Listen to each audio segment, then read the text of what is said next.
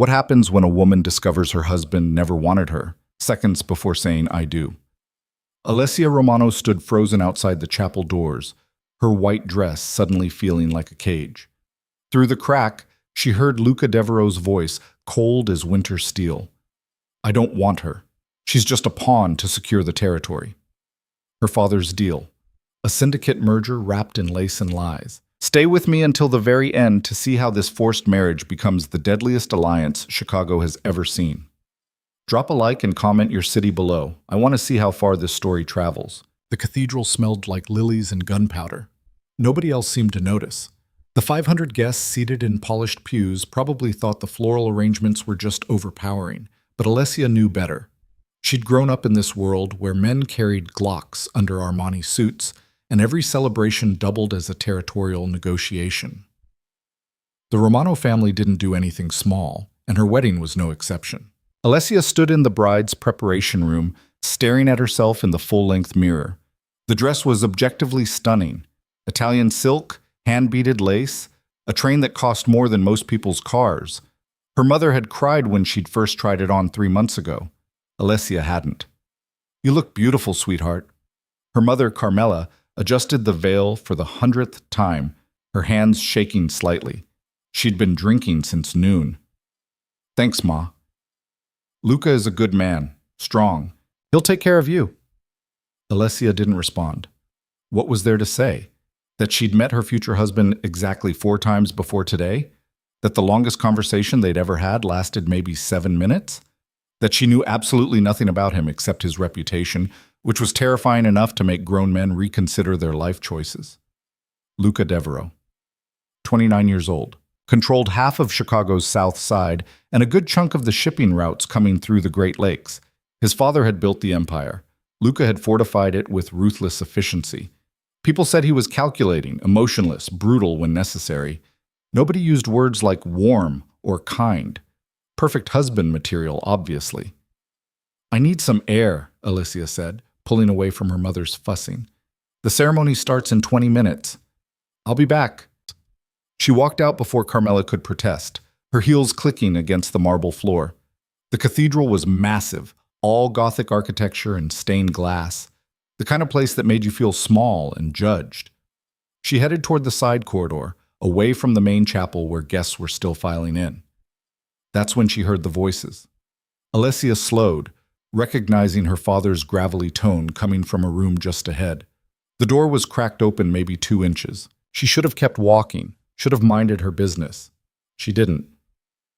"You're getting everything you asked for." That was her father, Dominic Romano, the man who'd built his fortune on construction contracts and broken kneecaps. "My territory north of the river, full cooperation on the shipping routes, and my daughter. So why do you look like someone died?" "I'm fine." Luca's voice was different than she'd expected. Colder, flatter. Like he was discussing a business transaction, not his wedding day. "The arrangement works for both families." "That's not an answer." A pause. Alessia pressed closer to the door, her heartbeat suddenly very loud in her ears. "I don't want her, Dominic. Let's not pretend this is anything other than what it is. A strategic merger. She's a means to an end. Nothing more." The words hit like a physical blow. Alessia's hand went to the wall, steadying herself. The expensive lace of her dress suddenly felt suffocating. "Jesus, Luca, she's 22 years old, my daughter. Show some respect." "I'm being honest. You wanted this union to secure territory. I'm giving you that. But don't ask me to pretend I'm some lovesick fool excited about marrying a girl I barely know. She's a pawn in this game, same as everything else. That's the reality." Alessia stopped listening. She turned and walked back down the corridor, her vision slightly blurred. Not from tears. She wasn't going to give him that. From pure concentrated rage. A pawn. A means to an end. She'd known this marriage wasn't a love match. Arranged marriages were common enough in their world, practical alliances that benefited both families.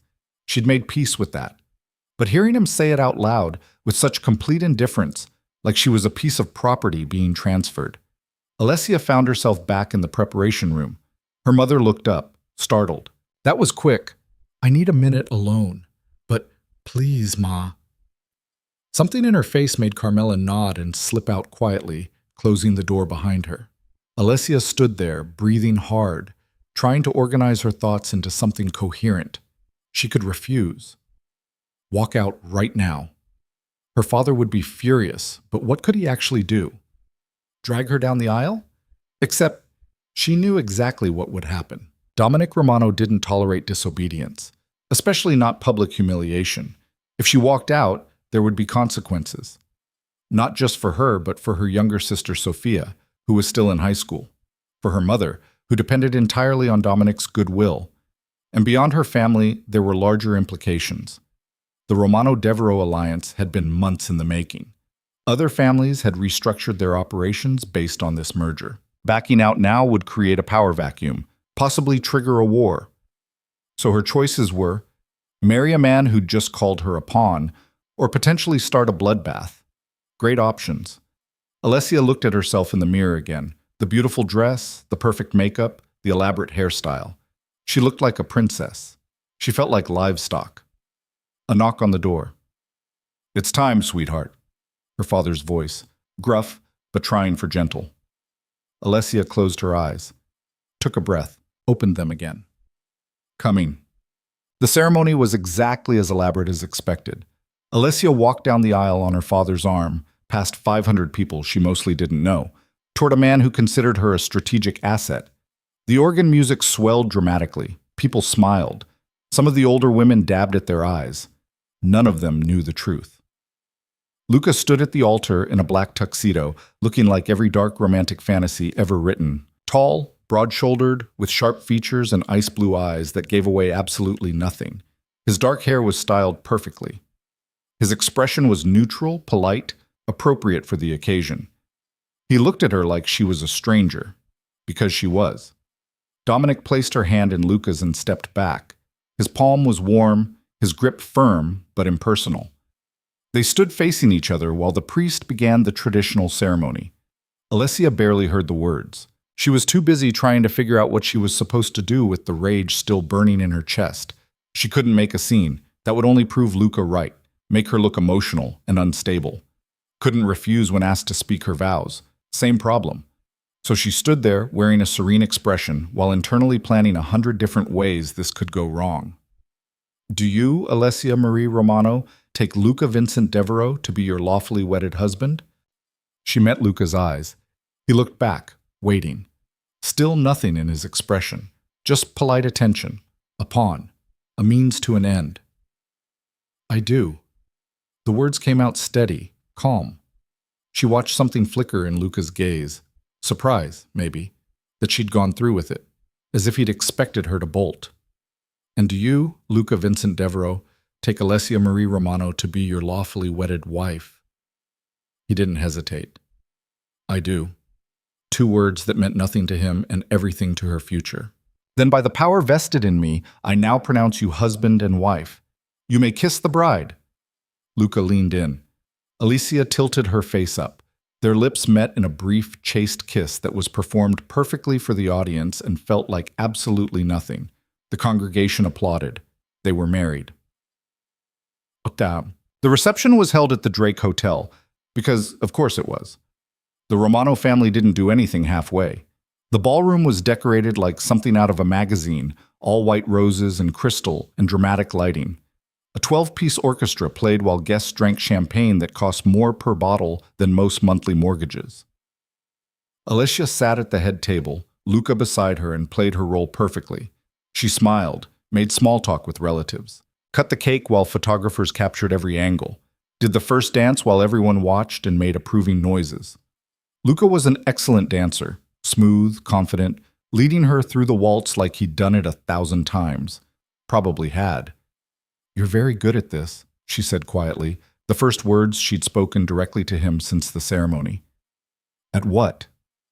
"Pretending." His hand tightened fractionally at her waist. "I'm not pretending anything." "Right. This is all very real and meaningful to you." "It's a wedding reception. I'm behaving appropriately." "Like you're at a business conference." "This is business, Alessia. We both know that." She looked up at him. His expression was still carefully neutral, but something in his jaw had tightened. Good. At least she could annoy him. "Must be exhausting," she said. Being this controlled all the time. It's called professionalism. It's called being a robot. The song ended. They separated and Luca's face returned to its default, polite mask. He led her back to the table, pulled out her chair, then immediately got pulled into conversation with one of his associates. Alessia watched him work the room for the next 2 hours. He was good at it, shaking hands, laughing at jokes, making people feel important. The perfect host. The respected leader. The man who'd called her a pawn. Around midnight, after the cake and the toasts and the endless photographs, Luca appeared at her side. We should go. Go where? Home. Right, home. Except she didn't have a home anymore. Her apartment in her father's building, the place she'd lived for the past 4 years, wasn't hers anymore. Everything had been packed up yesterday and moved to... Where exactly is home? She asked. Lakeshore Drive, penthouse. Of course it was. They said their goodbyes, more hugs, more well wishes, more people telling them how beautiful they looked together. Alessia's face hurt from smiling. Finally, they made it to the car, a black Mercedes with a driver who didn't make eye contact. The drive took 20 minutes. They sat in silence, Luca checking his phone while Alessia stared out the window at Chicago's nighttime skyline. The city looked beautiful from inside an expensive car. Everything did. The building was exactly what she'd expected. Modern, luxurious, with a doorman who greeted Luca by name and pretended Alessia had been living there for years. They took a private elevator to the top floor. Luca unlocked the door and held it open. After you. Alessia stepped inside and stopped. The penthouse was stunning. Floor-to-ceiling windows overlooking the lake. Modern furniture. Art that was probably worth more than her college education. Everything was pristine, minimalist, expensive. It looked like a hotel. Your things are in the East Wing, Luca said, shrugging off his jacket.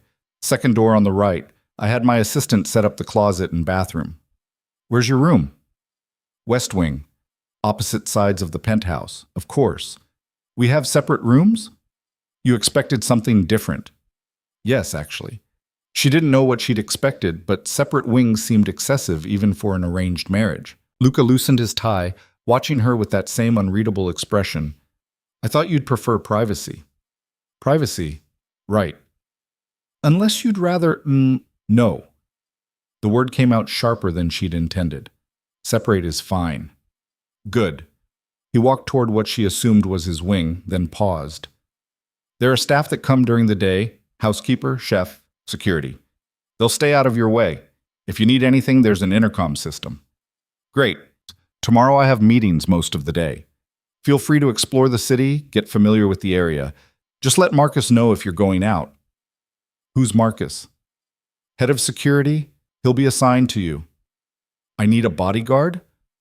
You're a Devereaux now? Yes, you need a bodyguard. The way he said it, casual, matter of fact, like this was completely normal, made something twist in her chest. Anything else I should know?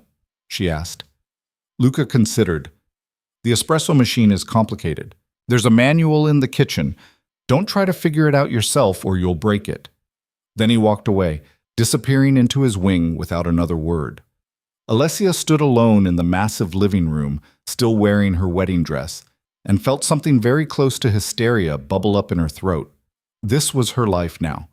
This sterile, beautiful cage with a husband who treated her like an inconvenient roommate. She found her room, her wing, apparently, and discovered that Luca's assistant had indeed unpacked everything. Her clothes hung in a walk-in closet bigger than her old bedroom.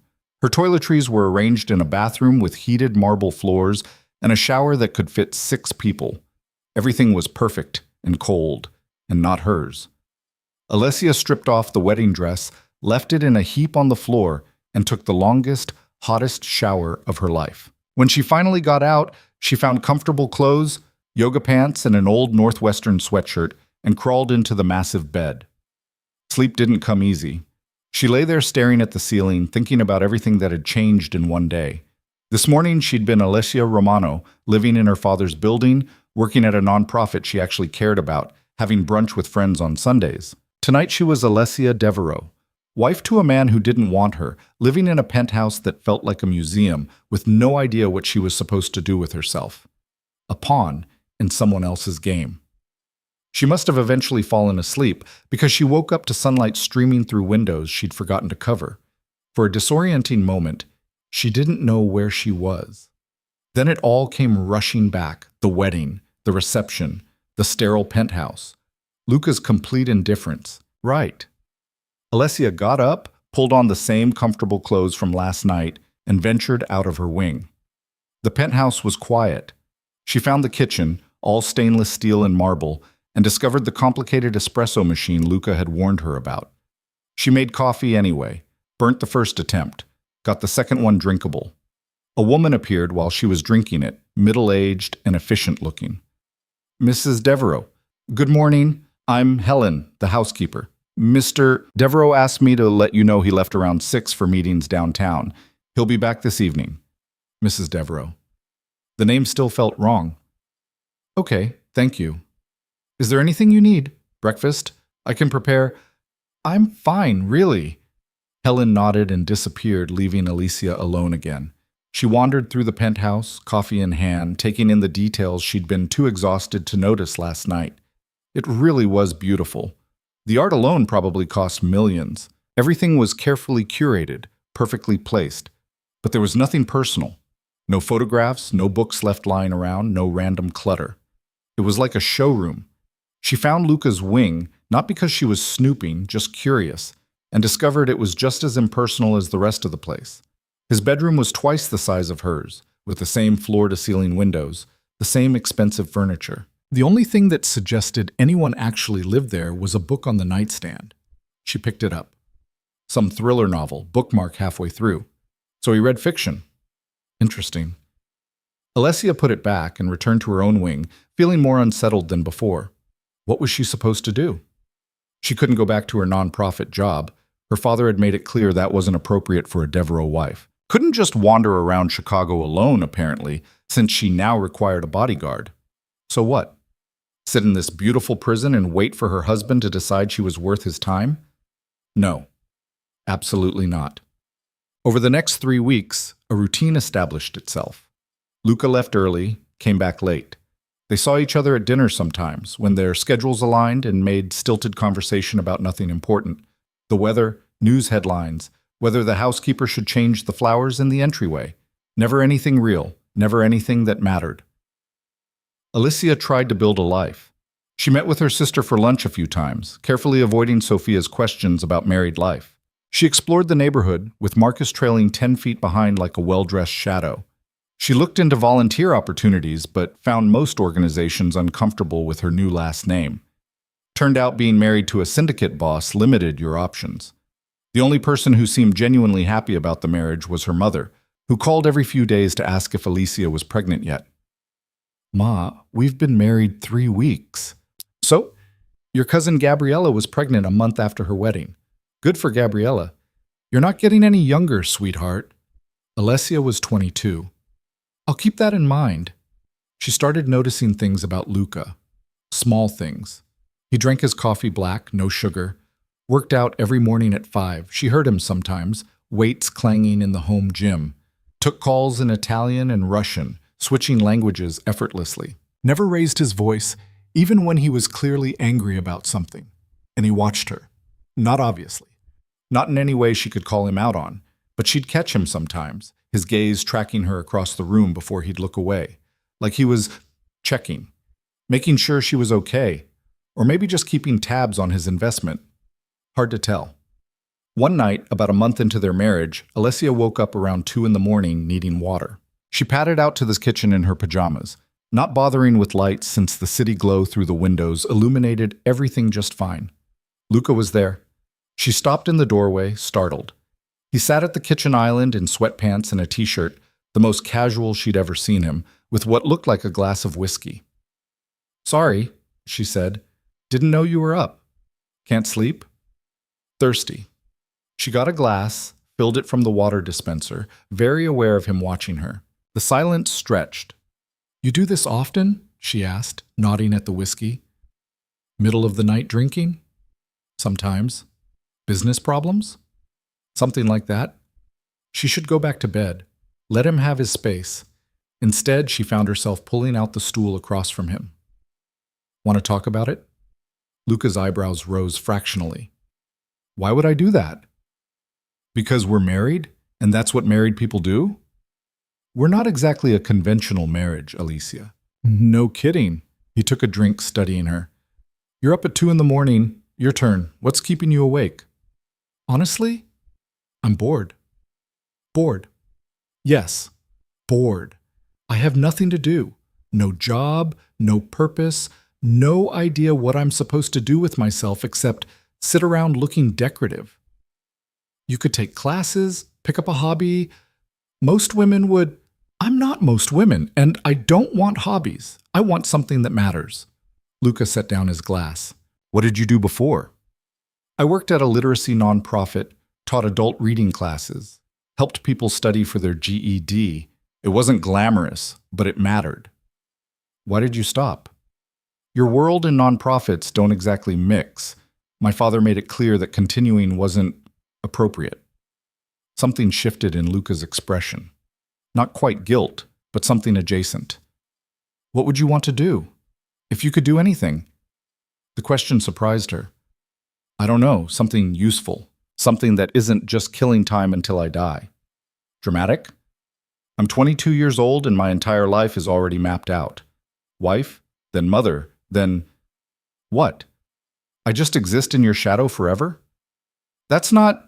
He stopped, started again. I never asked you to exist in my shadow. You never asked me anything, Luca. That's the problem. They looked at each other across the kitchen island.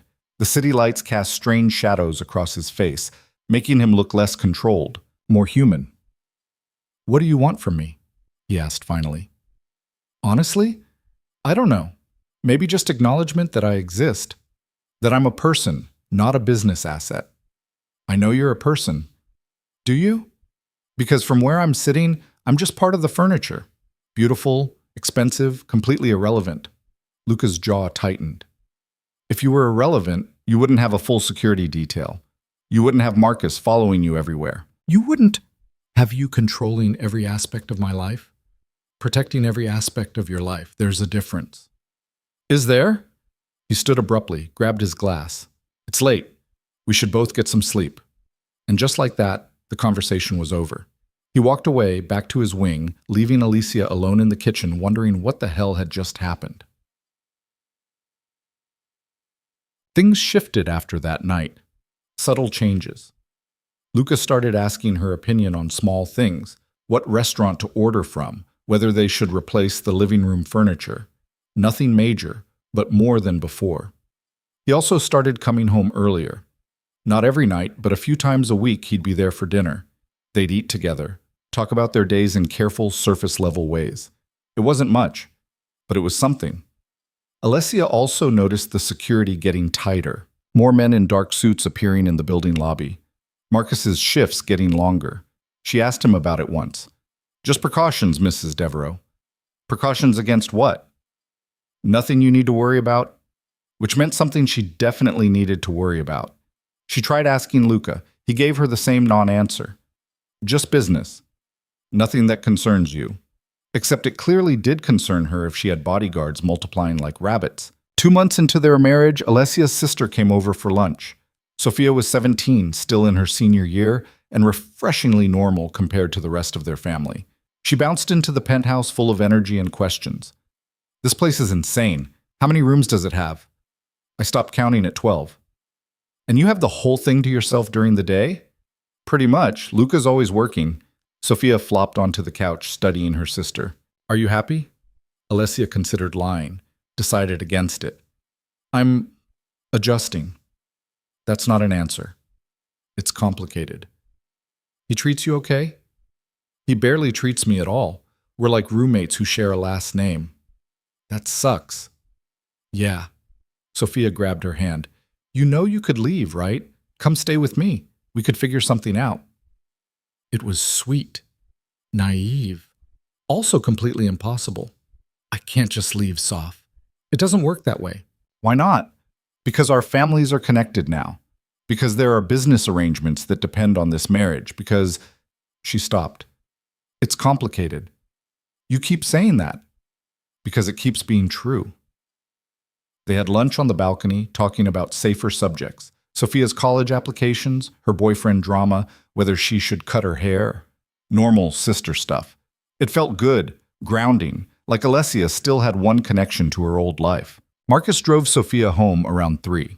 Alessia was cleaning up the lunch dishes when Luca walked in, which was strange because he never came home in the middle of the afternoon. He looked stressed, more than usual. His tie was loosened, hair slightly disheveled like he'd been running his hands through it. "Is everything okay?" she asked. "Fine. I need to talk to you." Her stomach dropped. "About what?" "Security. There's been a situation." "Well, what kind of situation?" He moved to the windows, hands in his pockets, looking out at the lake. "One of the families we do business with is having internal problems. Power struggle. It's creating instability. And that affects me how? They might try to use you as leverage. Against me." The words took a second to process. "You think someone might try to kidnap me?" "I think someone might try several things. Kidnapping is one possibility." He said it so calmly, like discussing the weather. "Jesus, Luca. It's being handled, but I need you to be more careful. No going out without Marcus, no unplanned trips. I need to know where you are at all times." "So I'm what? Under house arrest?" "You're under protection." "Same thing." He turned to face her. "This isn't a game, Alessia. These people don't play by rules.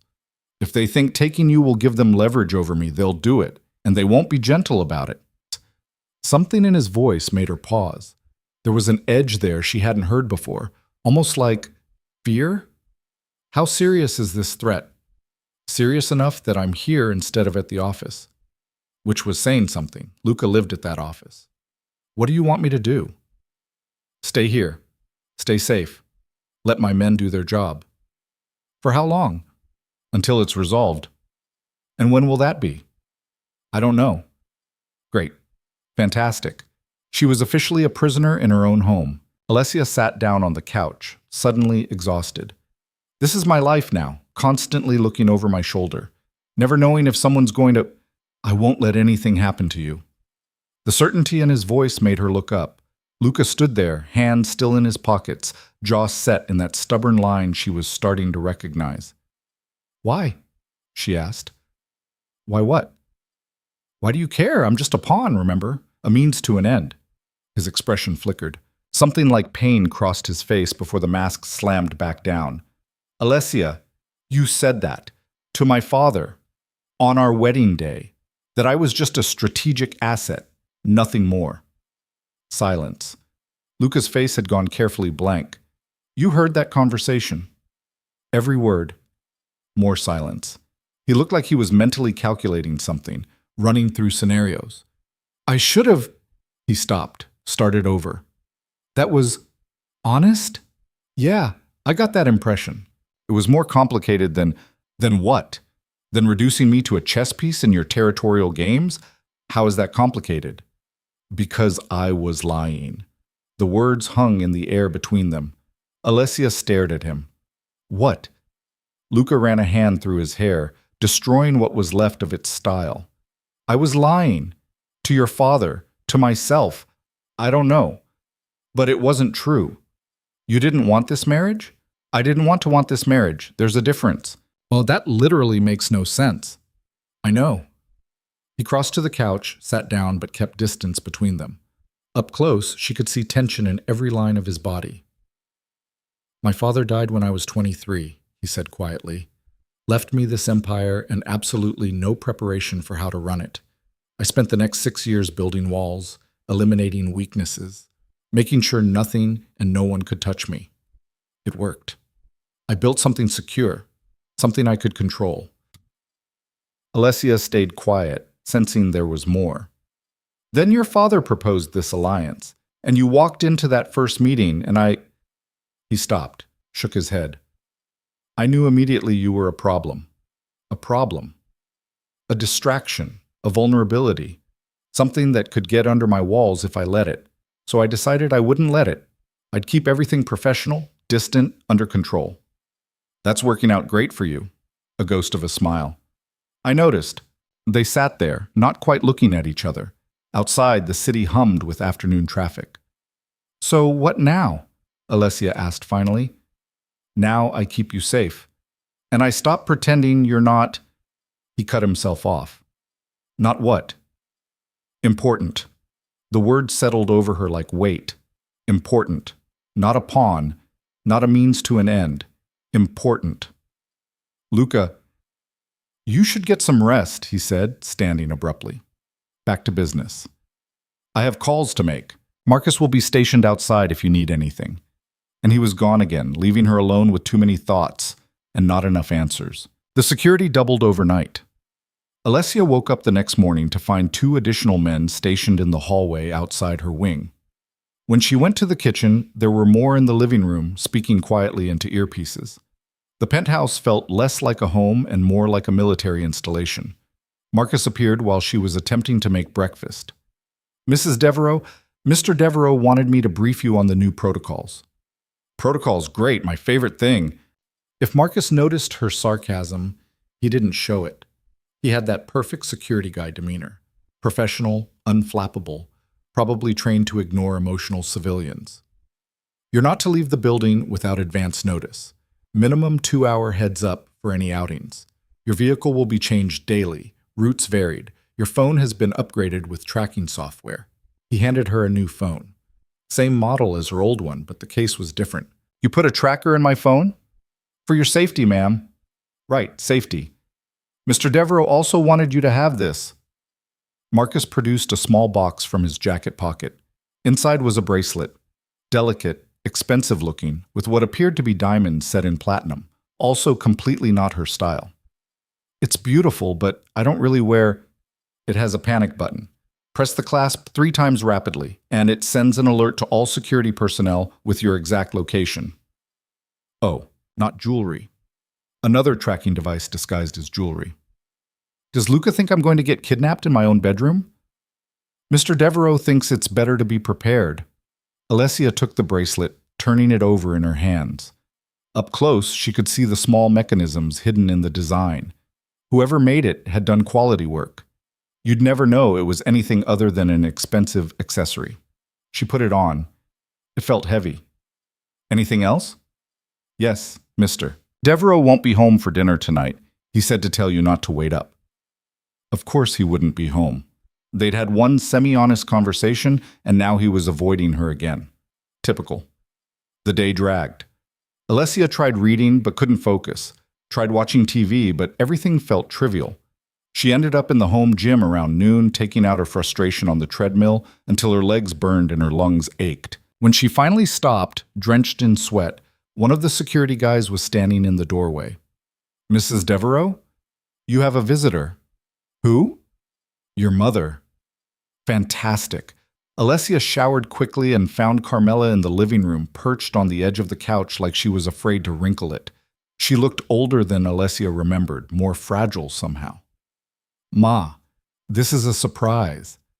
I tried calling. You didn't answer. Sorry, I was working out.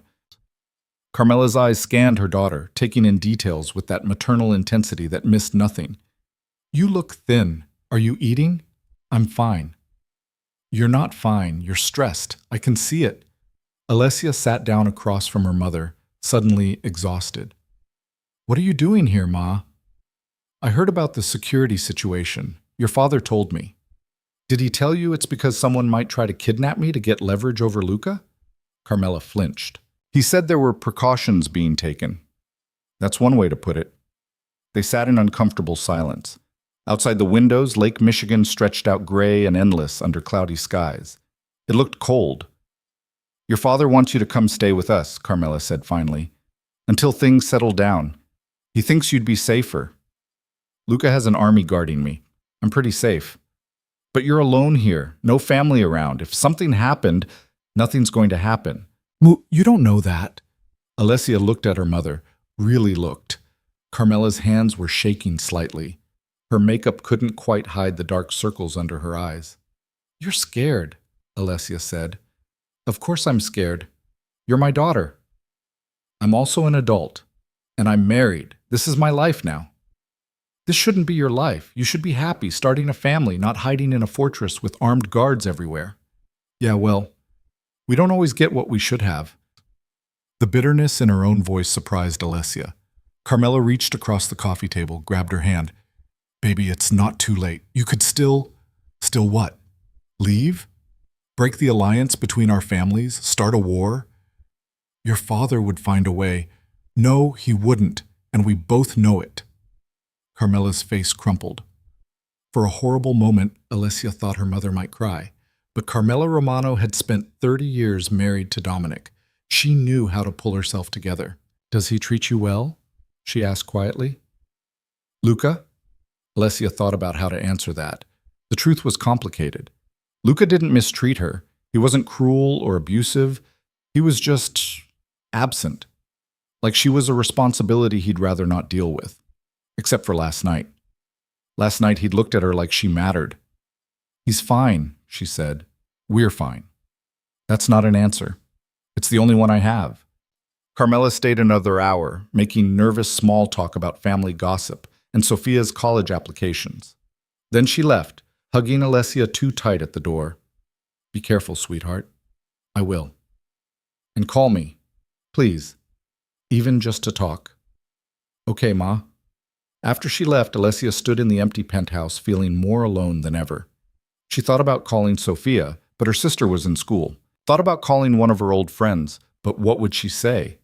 Hey, how's it going? I'm basically under house arrest because my husband's enemies might try to kill me? Instead, she pulled up Luca's contact on her new tracked phone and typed out a message. Your mother visited. She's worried. Thought you should know. She almost deleted it. What was the point? He probably wouldn't even respond. But she sent it anyway. 3 hours later, her phone buzzed. Did you tell her you were safe? Yes. Good. I'll be home around midnight. That was it. No explanation for where he was or what he was doing. Just a status update. Alessia threw the phone on the couch and went to find something for dinner. Luca came home at 12:15 looking exhausted. Alessia was still awake, curled up on the living room couch with a book she wasn't really reading. She heard the front door, the quiet conversation with the security team, his footsteps approaching. You're up, he said. Couldn't sleep. He'd taken off his jacket and tie, rolled up his shirt sleeves. There was something on his shirt that looked like blood, but he didn't seem injured. Is that yours? She asked, pointing. Luca looked down, noticed the stain. No, it's handled. Handled. Don't ask questions you don't want answers to, Alessia. Fair point. She didn't actually want to know whose blood was on his shirt or how it got there. He disappeared into his wing, presumably to shower and change. Came back 20 minutes later in sweatpants and a t-shirt, hair damp. Went straight to the kitchen and poured himself whiskey. Alessia watched him from the couch. He looked different without the suits and the careful styling. Younger, more human. Long day? She asked. You could say that. The situation you mentioned, is it getting worse? Luca took a long drink before answering. It's progressing. That's not an answer. It's the one you're getting. She should let it go. Should go to bed and let him have his secrets. But something about the tension in his shoulders, the way he gripped that glass, made her push.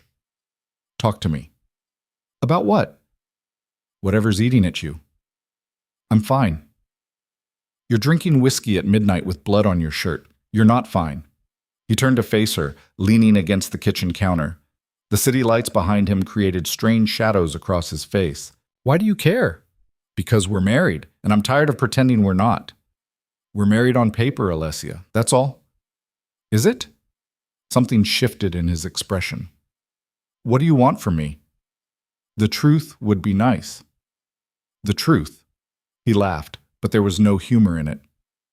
The truth is, I have 3 families trying to undermine my authority, 2 shipments that went missing this week, and a dozen problems I can't solve by throwing money at them. The truth is, you're in danger because of me, and I don't know how to fix it without starting a war that could get a lot of people killed. Is that what you wanted to hear? The raw honesty of it surprised her. Yes, she said quietly. Actually, it is. Luca stared at her like she'd grown a second head. Most people don't want to hear about this stuff.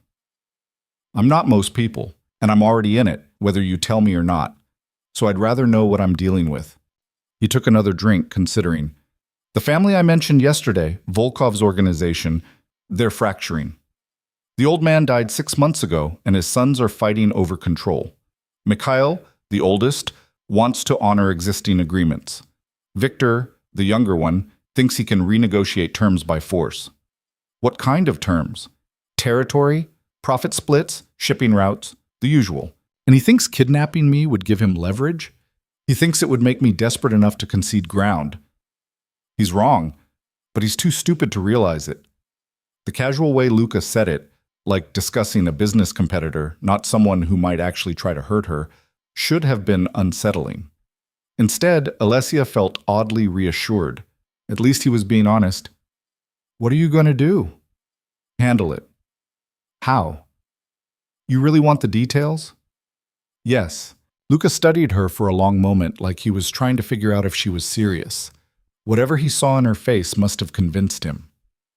Victor's been making moves, but he's sloppy, doesn't have his father's patience or his brother's intelligence.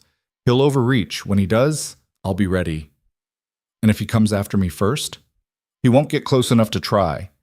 The certainty in his voice should have been comforting. It was. But it also raised questions. Why are you so sure?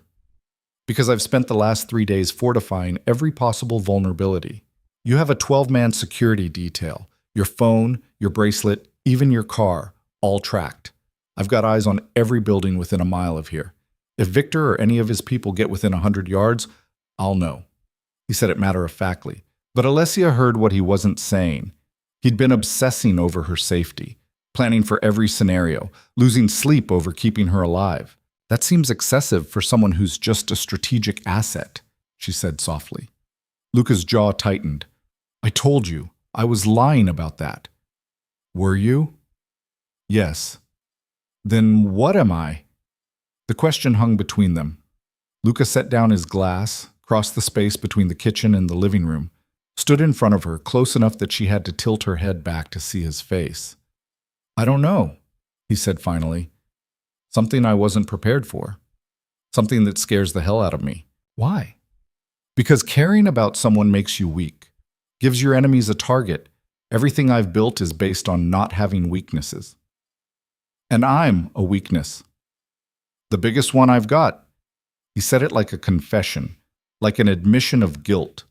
Alessia stood up, bringing them even closer. They were maybe 6 inches apart now. She could see the exhaustion in his eyes, the tension in his jaw, could smell his cologne, something expensive and understated. Maybe weakness isn't always bad, she said. In my world, it gets you killed. Or maybe it makes you human. Luca reached out, hesitated, then touched her face. Just his fingertips against her cheek, so gentle it barely registered, like he was afraid she might disappear. I can't afford to be human. Everyone's human, Luca. Even you. His thumb traced her jawline. Alessia's breath caught. This was the closest they'd been since their wedding kiss, that performative, meaningless moment in front of 500 people. This felt different, real. You should go to bed, he said, but he didn't move. So should you.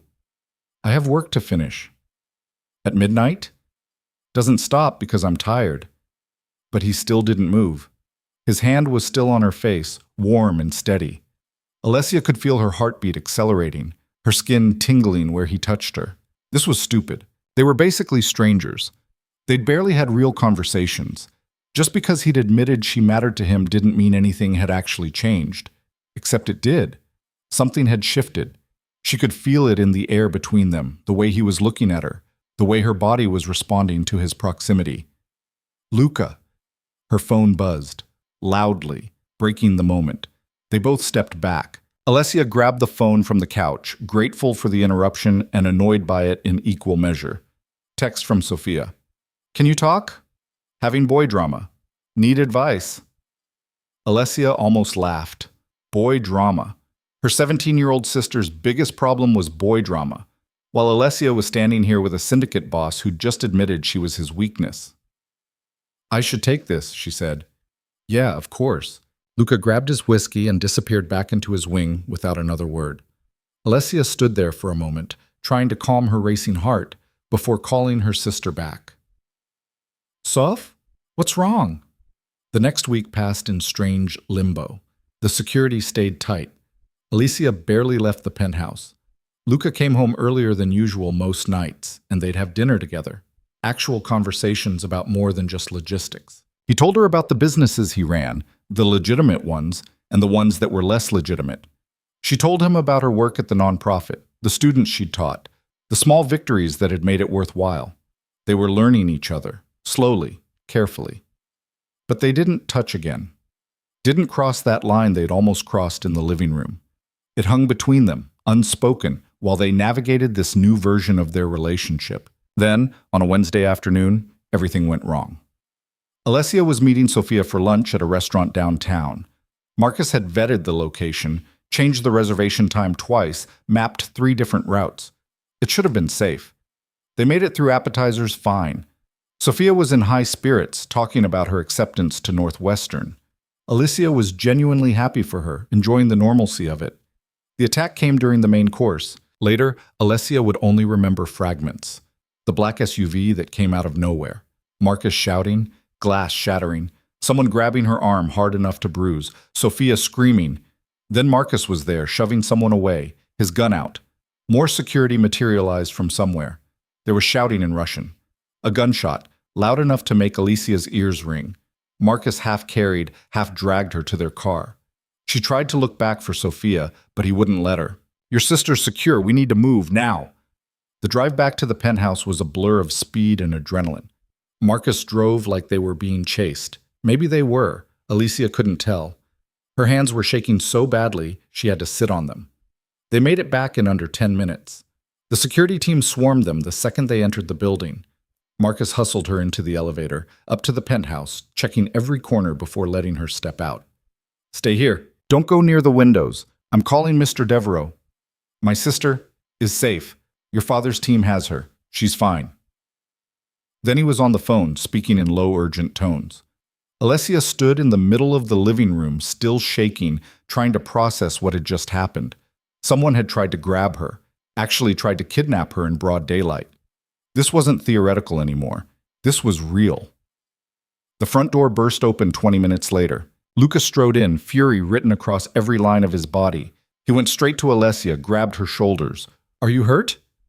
"No, I'm fine. Marcus..." "I know what Marcus did. Are you sure you're not hurt?" "I'm sure."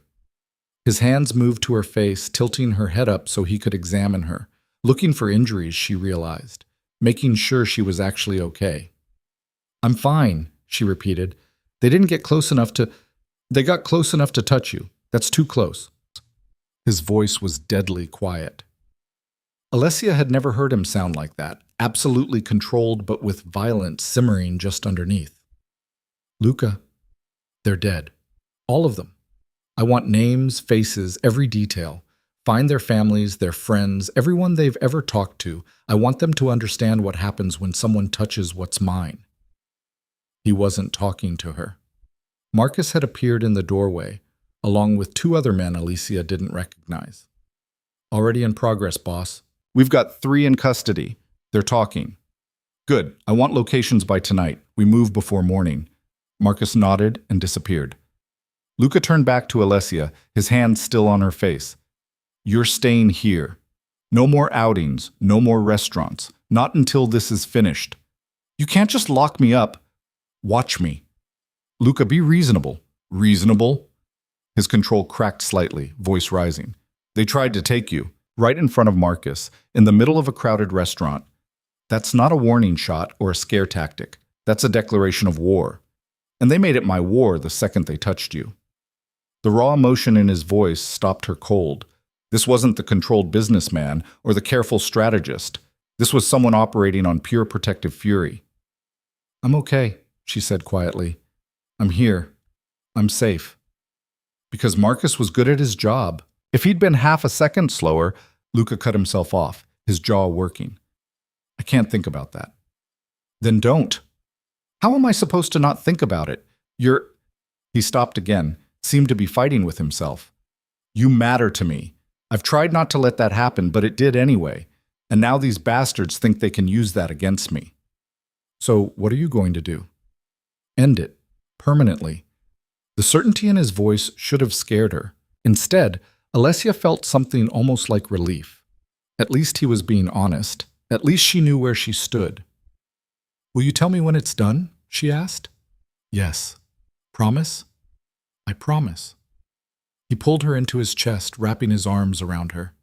It was the first time he'd hugged her, really hugged her, not just a performative gesture for show. Alessia let herself lean into it, feeling the solid warmth of him, the steady beat of his heart. "I won't let them touch you again," he said into her hair. "Whatever it takes." She believed him. Luca left an hour later, taking half the security team with him. Marcus stayed behind with orders to shoot first and ask questions never if anyone came near the penthouse.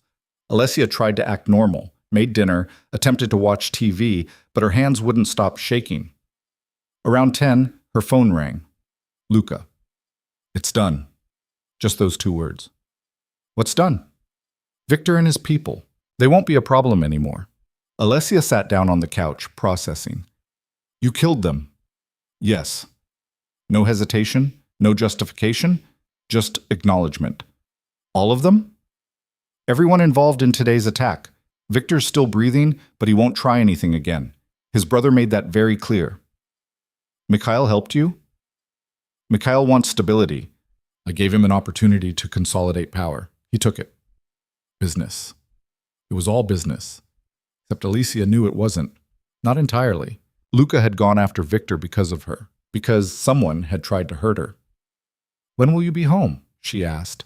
A pause. "You want me to come home?" "Yes." "I'm covered in—" He stopped. "I need to clean up first, couple hours." "Okay, I'll wait up." Another pause. "You don't have to." "I know."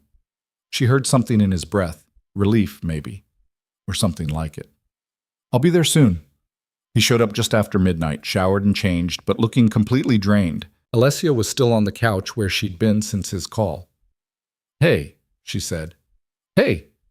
He sat down next to her, not across from her, not maintaining careful distance, but right next to her, close enough that their legs touched. "Are you okay?" she asked. "I should be asking you that." "I asked first." Luca leaned his head back against the couch, closing his eyes. "I'm exhausted, and angry, and relieved you're safe, and a dozen other things I don't have words for." Alessia reached over, took his hand. His fingers immediately laced through hers, holding tight. "Thank you," she said. "For what?" "For keeping me safe. For actually caring whether I live or die." "That's a pretty low bar." "You'd be surprised." They sat like that for a while, hands linked, not talking. Outside the windows, Chicago glittered with a million lights. Inside, everything felt quiet and strange, and almost peaceful. "I meant what I said earlier," Luca said finally. "You matter to me. I don't know when that happened or how to undo it, but it's true." "Who says you have to undo it?" "Because people I care about become targets. You already figured that out the hard way." "I'm already a target, Luca. That's not going to change whether you care about me or not. It's worse if they know I care. Gives them more leverage." Alessia turned to face him. "Then we make sure they can't use that leverage. We get stronger. Together." "You don't know what you're signing up for." "I married you. I'm pretty sure I signed up for exactly this." "You were forced to marry me. That's different." "Was I forced to sit here waiting for you? Was I forced to hold your hand?" At some point, Luca, this stops being about what we were forced into and starts being about what we choose. He opened his eyes, looking at her with an intensity that made her breath catch. "And what do you choose?" The question felt monumental. Like her answer would determine everything that came next. "I choose this," she said. "Messy and complicated and probably a terrible idea. But I choose it anyway." Luca's free hand came up to cup her face, thumb stroking her cheekbone.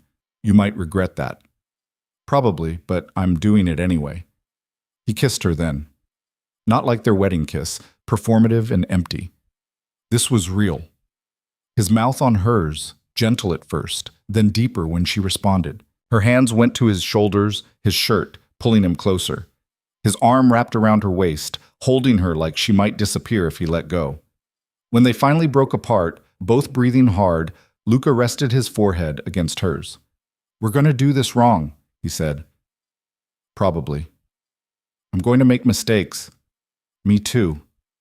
I've never... He stopped, started over. I don't know how to be what you need. Then we'll figure it out together.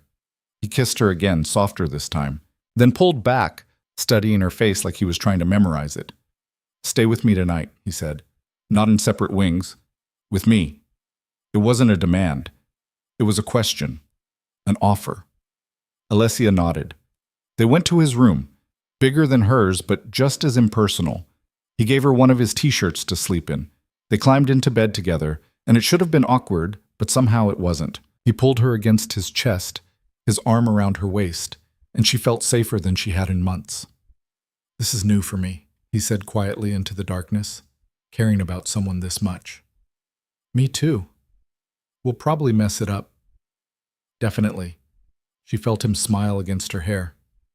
But we're doing it anyway. Yeah, we are. They fell asleep like that, tangled together, choosing each other, despite every logical reason not to. Waking up next to someone was different than Alessia expected. She'd imagined it would feel intimate, maybe a little awkward the first time. What she hadn't anticipated was how heavy Luca's arm would be across her waist, or how his breathing would change when he started to wake up, or the way her back fit perfectly against his chest, like they'd done this 100 times before. The morning light filtered through the windows, turning everything soft and gold. Alessia stayed very still, not wanting to break whatever this moment was. You awake? Luca's voice was rough with sleep, his breath warm against her neck. Yeah. What time is it? No idea. His arm tightened around her waist, pulling her closer. We should probably get up. Probably. Neither of them moved. This is going to complicate things, he said after a minute. Things are already complicated. Fair point.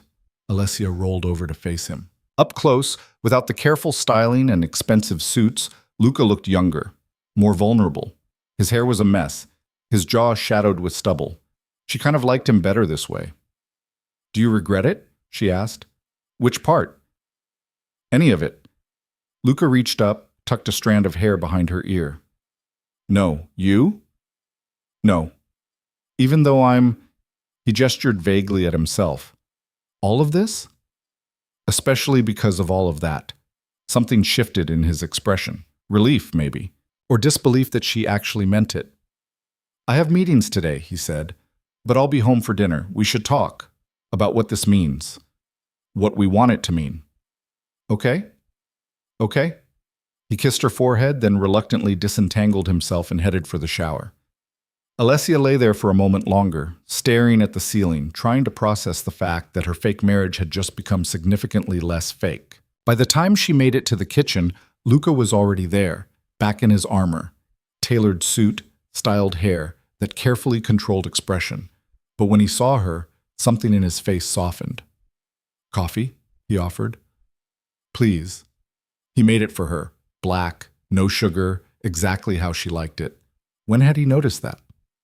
Marcus will be with you all day, he said, handing her the cup. Victor's neutralized, but I don't want to take chances. I'm not planning to leave the penthouse anyway. Good. They stood there in the kitchen, drinking coffee, and it felt weirdly domestic, normal, like they were actually a couple instead of two people who'd been forced together and were now figuring out if they wanted to stay that way. I should go, Luca said, checking his watch. Call me if you need anything. I will. He hesitated, like he wanted to say something else, then seemed to decide against it and headed for the door. Alessia watched him go, feeling the absence immediately. This was dangerous. She was getting attached, actually catching feelings for a man who lived in a world of violence and moral ambiguity. Smart people would run in the opposite direction. She'd never been particularly smart about these things. The day passed slowly. Alessia tried to occupy herself, reading, working out, video calling with Sophia to make sure her sister was actually okay after yesterday's chaos. Sophia was fine, more excited about the drama of it all than traumatized. It was like something out of a movie, Sophia said, eyes bright. Marcus was so cool. Just boom, gun out, protecting you like a Secret Service agent. It wasn't cool, Soph. It was terrifying. But you're okay. And Luca totally went scorched earth on those guys, right? Dad said he handled it. Alessia wondered what exactly handled it meant in her father's vocabulary. Probably nothing she wanted spelled out. Yeah, he handled it. So are you two, actually together now? Or is it still the weird roommate situation? Leave it to her 17-year-old sister to cut through the bullshit. It's complicated. Everything with you is complicated. Just tell me if you're happy. Was she happy? That felt like too big a question, but she was something. Less alone, less trapped, less like her life was happening to her instead of with her. I'm getting there, Alessia said. Around 6, Luca texted that he was on his way home.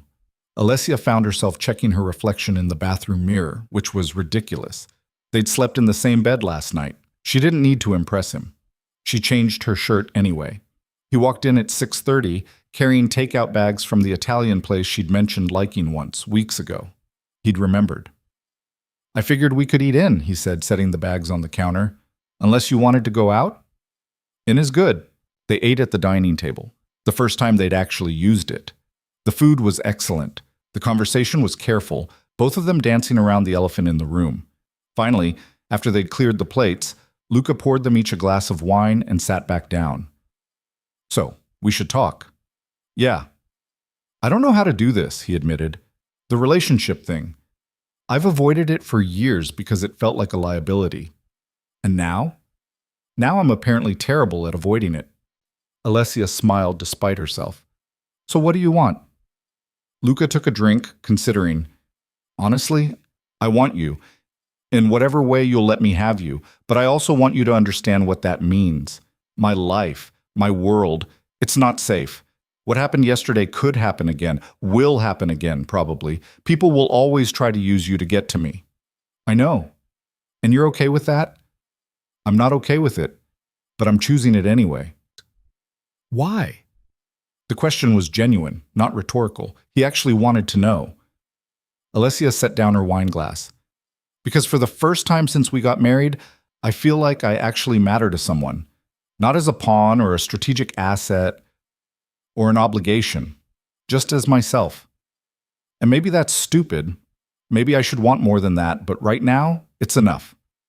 Luca looked at her like she'd said something profound instead of just honest.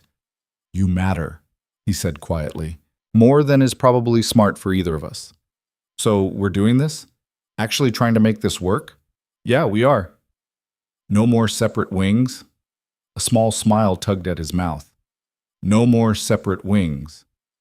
No more treating me like I'm made of glass? I can't promise that. You scare the hell out of me. Why? Because losing you would break something in me I didn't know I had to lose. The raw honesty of it stole her breath. This man who'd built his entire life around control and emotional distance was sitting here admitting she had the power to destroy him. You're not going to lose me, she said. You can't promise that. Neither can you. But we're choosing it anyway, remember? Luca reached across the table, took her hand. His thumb traced circles on her palm, a nervous gesture she'd never seen from him before. I need you to understand something, he said.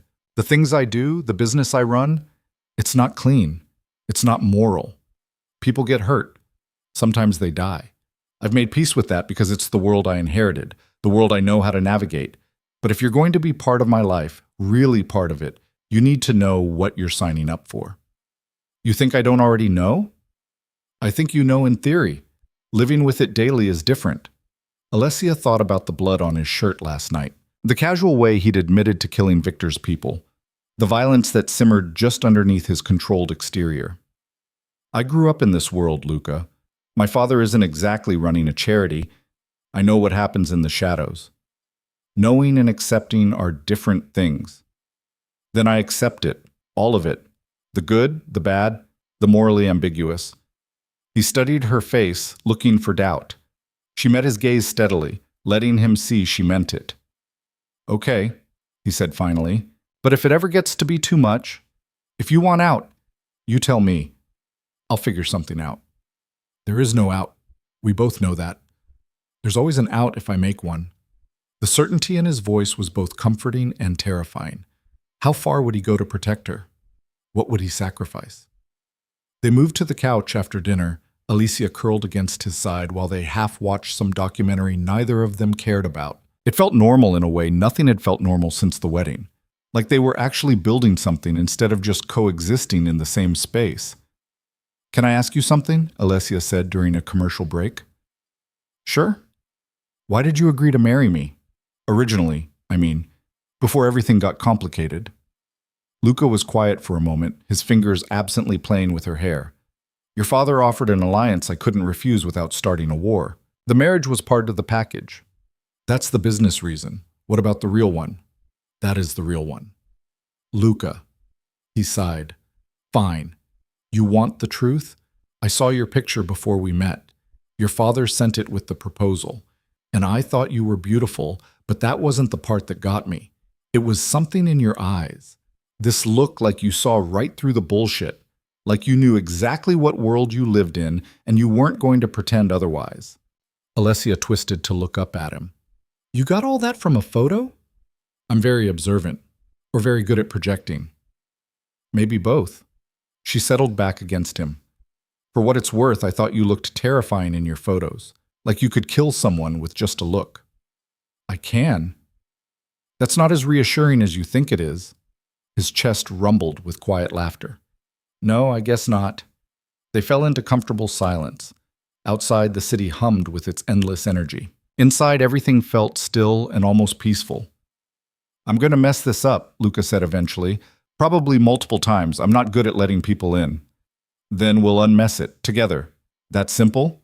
"Probably not, but we're going to try anyway." The next few weeks fell into a new rhythm. Luca still worked insane hours, but he came home for dinner most nights. They'd eat together, talk about their days. His filled with meetings and negotiations, and occasionally things Alessia suspected she was better off not knowing about. Hers increasingly focused on finding something meaningful to do with her time. They slept in the same bed every night. Sometimes they'd stay up talking until 2 in the morning. Sometimes they'd fall asleep the second their heads hit the pillows, exhausted from their respective days. Sometimes things got physical, tentative at first, then less so as they learned each other's bodies along with their personalities. It wasn't perfect. They fought sometimes. Luca's need for control clashed with Alessia's need for independence. Her impulsiveness frustrated his careful planning. His secretiveness drove her crazy when she knew he was dealing with something dangerous but wouldn't tell her details. But they were learning, figuring out how to be married to each other instead of just legally bound. One morning, about 6 weeks after everything changed, Alessia woke up to find Luca already awake, staring at the ceiling. "What's wrong?" she asked. "Nothing, just thinking." "About?" He turned to face her. "About how different this is from what I expected." "Good different or bad different?" "Terrifying different?" "That doesn't answer the question." "Both, maybe. I spent years building walls, and you just walk through them like they were made of paper." Alessia propped herself up on one elbow. "You could rebuild them. Tell me to go back to my own wing, go back to the way things were." "Could I?" "Could you?" Luca reached up, cupped her face. "No. Turns out I'm not that strong." "Or maybe you're stronger than you think. Maybe letting someone in isn't weakness." "In my world, it usually is." "Then maybe your world's definition of strength is wrong." He pulled her down, kissed her slowly. When they broke apart, he kept her close, his forehead resting against hers. "I love you," he said. "I didn't want to. Fought against it as long as I could. But I do." The words hung in the air between them. Alessia's heart was suddenly beating very fast. "You don't have to say it back," Luca continued. "I just needed you to know." "Luca, it's okay. I know this is all still new, and I'm not exactly easy to love, and—" "Shut up." She kissed him, putting everything she couldn't quite articulate into it. When she pulled back, she saw something vulnerable in his eyes. Fear that she'd reject him, fear that he'd said too much too soon. "I love you too," she said. "I'm pretty sure I have for a while now. I just wasn't ready to admit it." The relief that washed over his face was almost painful to see, like he'd genuinely believed she might not feel the same way. "Yeah? Yeah?" He kissed her again, and they didn't make it out of bed for another hour. But the peace couldn't last forever. Reality had a way of intruding even on the best moments. It came in the form of a phone call one afternoon while Alessia was having lunch with her mother. Luca's name flashed on her screen. She excused herself from the table. Hey, what's up? Where are you? His voice was tight, controlled in that way that meant something was very wrong. Having lunch with my mom. Why? Is Marcus with you? Yes. Luca, what's going on? A pause. She could hear voices in the background, urgent and overlapping. There's been a situation. I need you to go home. Now, Marcus will explain. What kind of situation? Alessia, please, just go home. I'll be there as soon as I can. The line went dead. Alessia returned to the table, trying to keep her expression neutral. I'm sorry, Ma. I need to go. Something came up. Carmela's face immediately creased with worry. Is everything okay? I'm sure it's fine. Just business stuff. Marcus appeared at her elbow like he'd been summoned telepathically.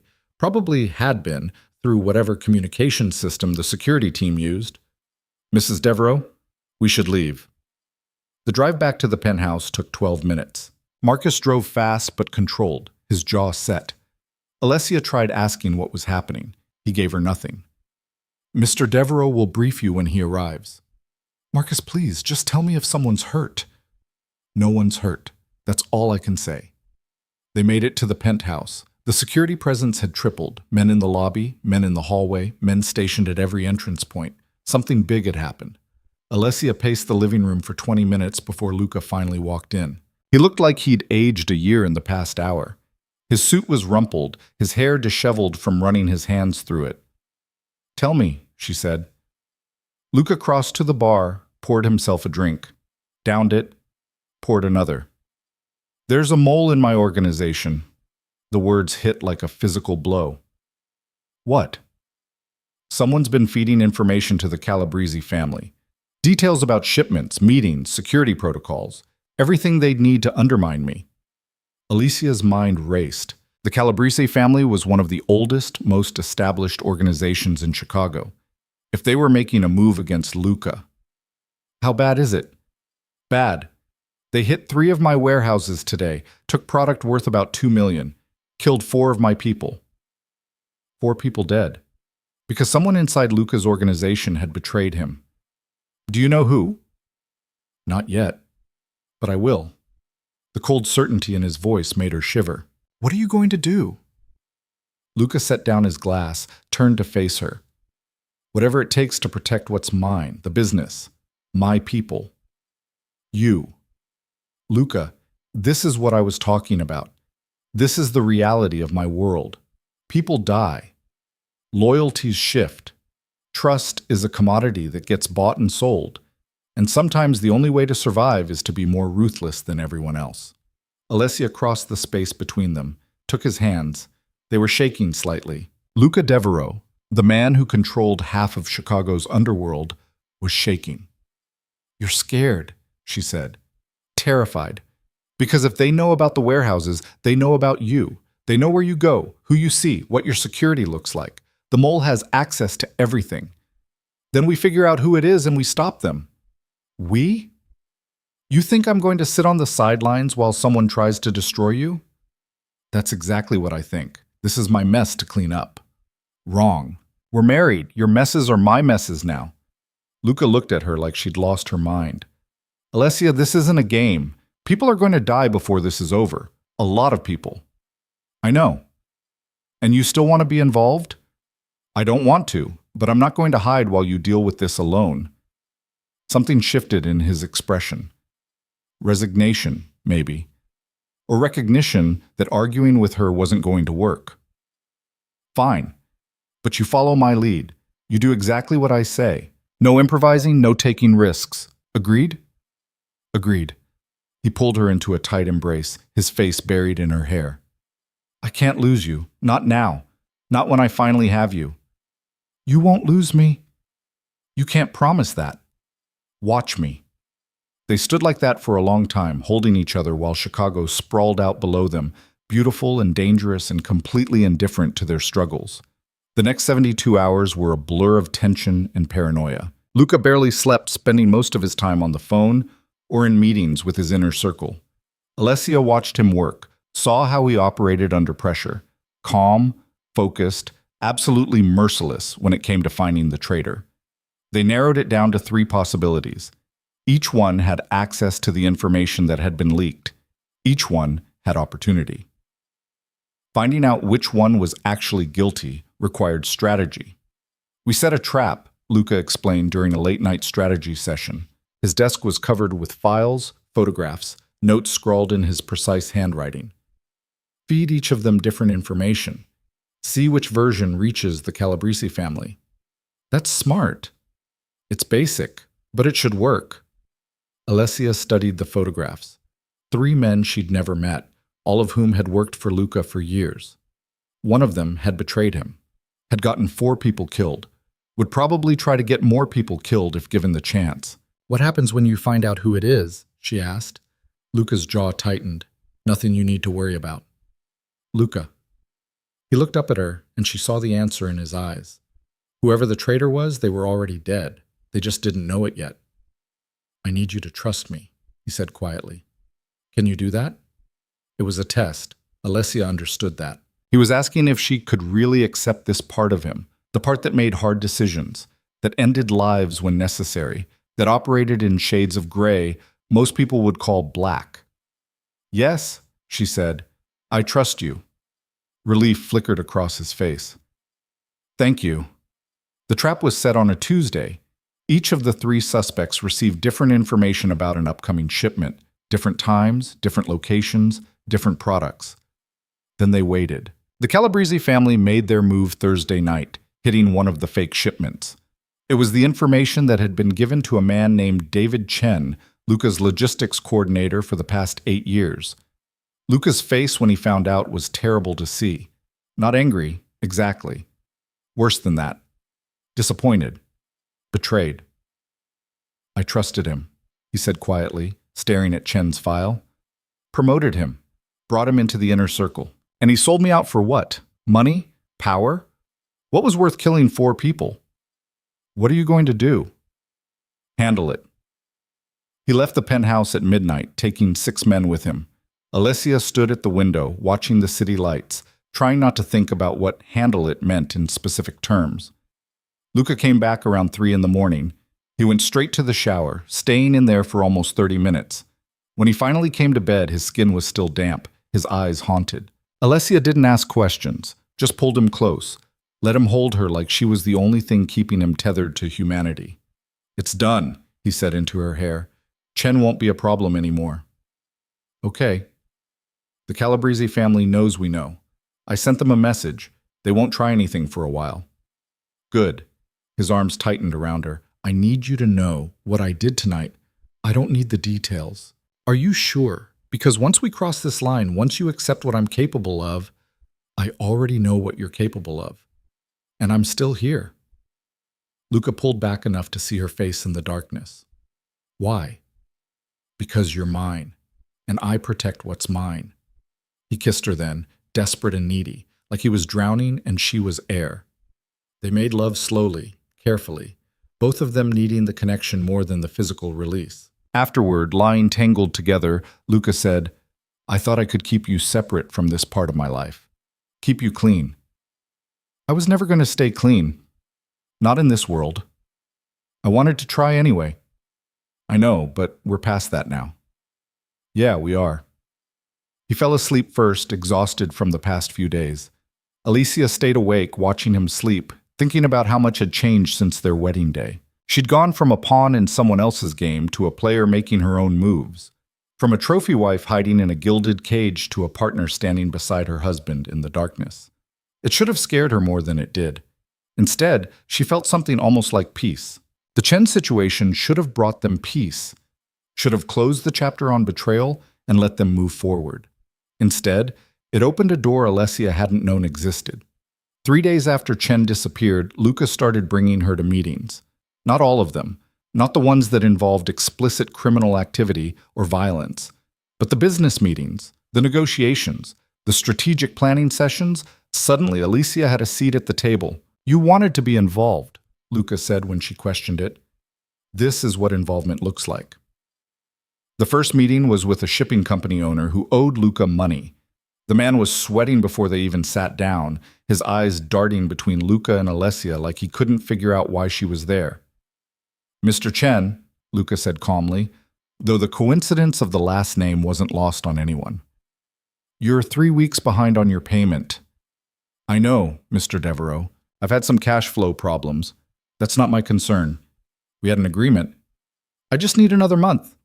Maybe 2. Then I can... Luca leaned back in his chair, casual as anything. What do you think? He asked, turning to Alessia. She blinked. What do I think? Should we give Mr. Chen an extension? Every eye in the room was on her now. The shipping owner looked confused and hopeful. Marcus, standing by the door, kept his expression neutral. Luca's other 2 associates watched her with interest. This was a test. Alessia understood that immediately.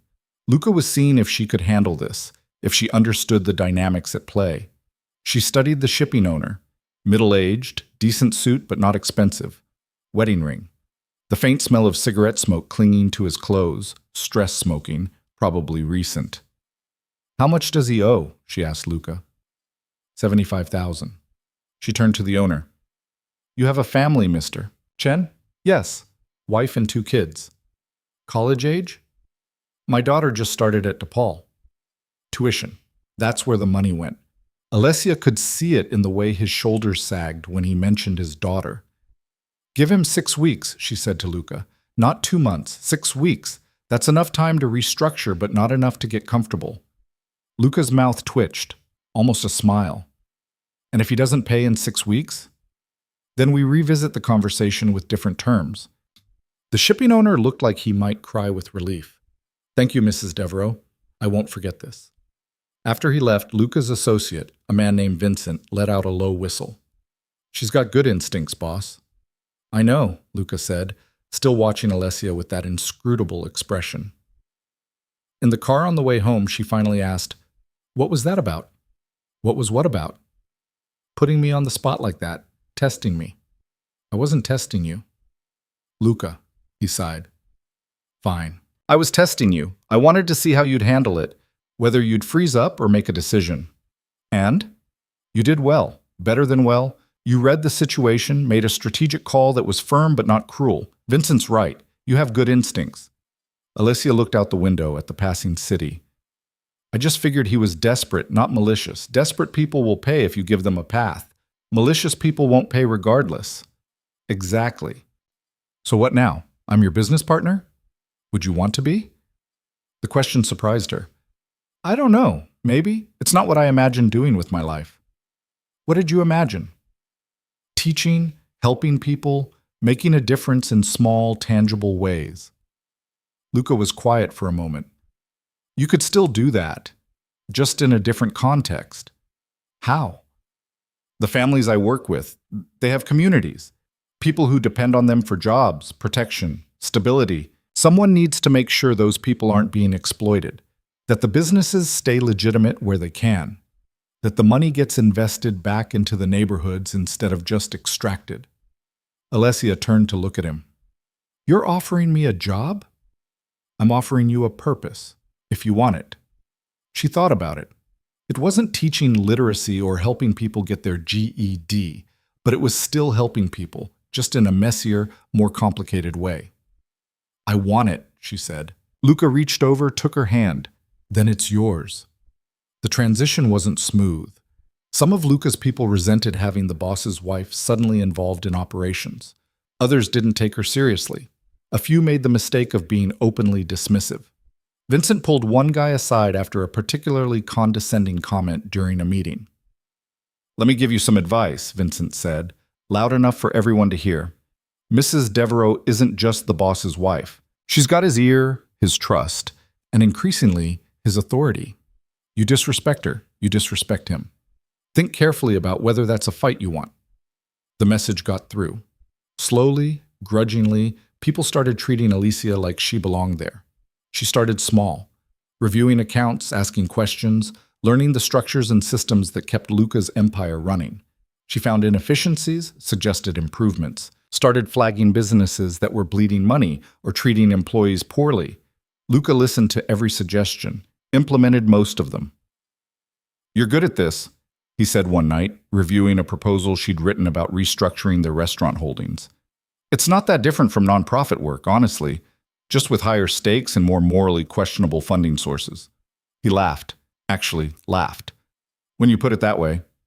But success brought new problems. The more visible Alessia became in Luca's organization, the more she became a target. Not just for kidnapping attempts, but for people trying to manipulate her, use her, turn her against Luca. It came to a head during a negotiation with a real estate developer named Richard Breslin. He wanted to buy a property Luca owned in the Loop. The price was fair, the terms reasonable. Alessia saw no reason not to sell. "I don't trust him," Luca said when she brought it up. "Why not? Everything checks out. Breslin's connected to the Moretti family. If we sell to him, we're essentially giving the Morettis a foothold in territory we've controlled for years. He swears the purchase is personal, not business. They always do." Alessia studied the contract again, looking for red flags. What if we include restrictions? Limit what he can do with the property. He won't agree to that. Then we'll know you're right about his real motives. Luca considered it. Fine, draw up the restrictions. Let's see what he does. Breslin rejected the restricted terms immediately, exactly as Luca predicted. But instead of walking away, he went to Alessia directly, catching her after a meeting. "Mrs. Devereaux, do you have a minute?" Alessia glanced at Marcus, who'd moved closer automatically. "Make it quick." "The restrictions your husband wants, they're unreasonable. This is a legitimate purchase, not a power play." "Then you shouldn't have a problem with the restrictions." "They limit my ability to develop the property. I'd be taking a loss." "That's unfortunate. But the terms stand." Breslin's friendly expression slipped slightly. "I'm willing to sweeten the deal. An additional $200,000, but I need you to convince your husband to remove the restrictions." And there it was, the manipulation attempt. Breslin thought he could go through Alessia to get what he wanted, that she'd pressure Luca if the price was right. "The answer's no," she said flatly. "Mrs. Devereaux, please be reasonable. I am being reasonable. You're the one trying to manipulate me into undermining my husband. We're done here." She walked away, Marcus falling into step beside her. Behind them, she heard Breslin curse under his breath. When she told Luca about it later, his face darkened. "He approached you directly?" "Tried to bribe me, basically. Offered extra money to convince you to change the terms." "That son of a—" Luca cut himself off. "I'm handling this." "How?" "Breslin's done. I'm blacklisting him. No one in the organization does business with him or anyone connected to him." "Isn't that extreme?" "He tried to use my wife against me." "That's not extreme, that's necessary." Alessia understood the logic, even if part of her thought it was overkill. In Luca's world, you couldn't show weakness. Couldn't let people think they could manipulate you through the people you loved. But it also meant every interaction she had carried weight. Every decision she made reflected on Luca. There was no room for mistakes. The pressure was starting to wear on her when everything exploded. It started with a phone call at 2 a.m. Luca's phone lit up the dark bedroom, vibrating insistently. He grabbed it, instantly alert. "What?" A pause. "When?" Another pause. "I'm on my way." He was out of bed before Alessia could fully wake up, pulling on clothes. "What's wrong?" she asked, sitting up. "The warehouse on Ashland. Someone hit it. 3 men down. Product gone." "I thought we handled the mole situation." "We did. This is something else." He was gone in under 5 minutes, leaving Alessia alone in the dark bedroom with her racing thoughts.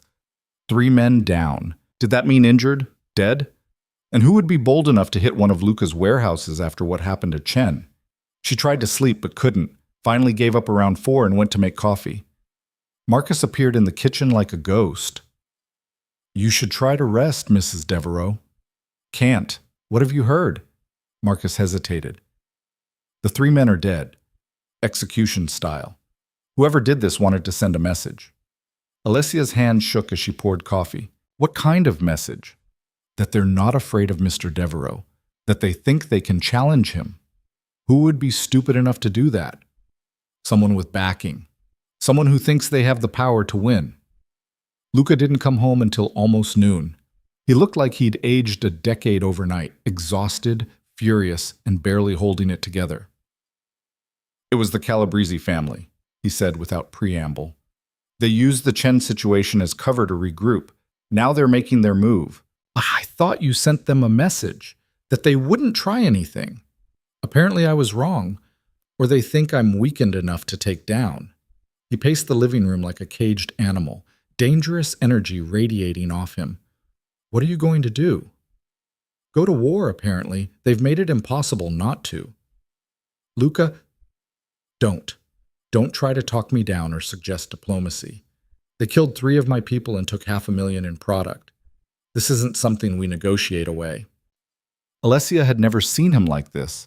Control completely frayed, the careful mask shattered. This was Luca Devereaux, with nothing between him and his rage. Okay, she said quietly, then we go to war. What do you need from me? He stopped pacing, looked at her. Stay safe, that's all. Stay in the penthouse. Let Marcus protect you. Don't give them a target. I can do more than hide. Alessia, I mean it. You said I have good instincts. Put me to work. Let me help. Luca crossed to her, grabbed her shoulders. If something happened to you because I let you get involved in this, nothing's going to happen to me. We're doing this together, remember? All of it. He looked at her for a long moment, something shifting in his expression. Fear, maybe, or resignation. Fine, but you follow my lead. No improvising. Agreed. The war with the Calabrese family wasn't like the movies. There weren't dramatic shootouts in the street or car chases through downtown. It was quieter, more strategic, hitting each other's businesses, turning allies against each other, bleeding resources until someone broke. Alessia found herself in the command center of it all, Luca's office, which had become a war room filled with maps, files, and constant phone calls. She handled communications, coordinated logistics, managed the information flow. She was good at it, better than she expected. The shipment to Detroit needs to be rerouted, she told Vincent during one session. The Calabrese family has contacts at the border checkpoint. They'll seize it. How do you know that? I've been tracking their movements. They've hit 3 shipments in the past week, all at that checkpoint. The pattern's obvious. Vincent looked at Luca. She's right. We should reroute. Do it, Luca said. They saved the shipment, avoided losing another $1 million in product. Small victories, but they added up. The Calabrese family adapted, started hitting softer targets, restaurants, legitimate businesses, places where Luca couldn't retaliate without collateral damage. They're trying to draw you out, Alessia said, studying the pattern of attacks. Make you do something reckless. I know. So we don't take the bait. Easier said than done. Every day I don't retaliate, I look weak. You look strategic. There's a difference. Luca rubbed his face, exhausted. They'd been at this for 2 weeks straight. Neither of them was sleeping enough. What would you do? He asked. Go after their money. Not their people or their property. Their actual financial assets, the stuff they can't easily replace. That's a long game. Could take months. Better than a bloodbath in the street. He considered it. We'd need inside information, access to their accounts. So we find someone who has that access. It took 3 days, but they found their opening. A banker named Michael Torres who handled accounts for several of the Calabrese family's shell companies. He was clean, well-paid, loyal. He was also having an affair with his secretary, and his wife didn't know. We leverage that, Alessia said. Tell him we'll expose the affair unless he cooperates. Luca looked at her. You're suggesting blackmail. I'm suggesting we use available resources. Is it any worse than what they're doing to us? No, but I didn't think you'd be the one suggesting it. Yeah, well, I'm full of surprises. Torres cooperated, gave them access to account information that revealed the structure of the Calabrese family's finances, where the money came from, where it went, which accounts were vulnerable. Luca used the information to freeze assets, redirect payments, create chaos in their financial infrastructure. It was bloodless warfare, but effective. The Calabrese family retaliated by targeting Alessia directly. She was leaving a meeting at one of Luca's restaurants when it happened. Marcus was with her, plus 2 other security guys. They made it to the car without incident. Then the shooting started. Alessia hit the ground before her brain fully processed what was happening. Marcus was on top of her, shielding her with his body. Glass shattered. Someone was screaming. The world compressed into noise and terror, and the weight of Marcus pressing her into the pavement. It lasted maybe 30 seconds. Felt like hours. When it stopped, Marcus hauled her up and into the car. One of the other security guys was bleeding from his shoulder. The car's back window was completely gone. "Drive," Marcus barked at the driver. "Now!" They made it back to the penthouse in record time. Alessia's ears were ringing, her hands shaking so badly she could barely get her seatbelt off. Luca met them in the lobby, his face white. He pulled Alessia out of the car, hands running over her, checking for injuries. "I'm fine," she said. "Marcus did his job. Are you sure you're not hurt?" "I'm sure." Luca pulled her against his chest, holding her so tight she could barely breathe. She felt him shaking. "This is my fault," he said into her hair. "I should never have let you get involved. Should have kept you separate from all of this." "Luca, they could have killed you, right there in the street. And it would have been because I was too selfish to protect you properly." Alessia pulled back enough to see his face. "Stop it. This isn't your fault. And I chose to be involved. You didn't force me." "I should have said no. Then I would have done it anyway. You know I would have."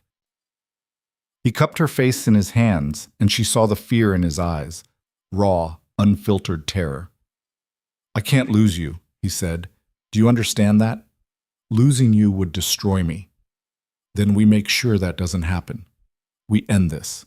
Together." "How?" Alessia thought about everything they'd learned, all the information they'd gathered. An idea was forming, dangerous and possibly stupid, but it might work. "We go after Antonio Calabrese directly," she said. Luca stared at her. "The head of the family?" "Yes. We've been fighting his lieutenants, his operations, but the real power is Antonio. If we can neutralize him, the rest falls apart." "Neutralize how?" "I don't know yet, but there has to be a way." They spent the next 2 days planning. Antonio Calabrese was 73 years old, a widower with 4 adult children who all worked in the family business. He was notoriously paranoid, rarely left his compound, trusted almost no one. But everyone had vulnerabilities. They just needed to find his. It came from an unexpected source: Alessia's father. Dominic called on a Thursday evening, asking to meet. Luca was suspicious, but Alessia convinced him to agree. They met at a neutral location, a restaurant where both families had people watching. "I heard about the attack on my daughter," Dominic said without preamble. "The Calabrese family has crossed a line."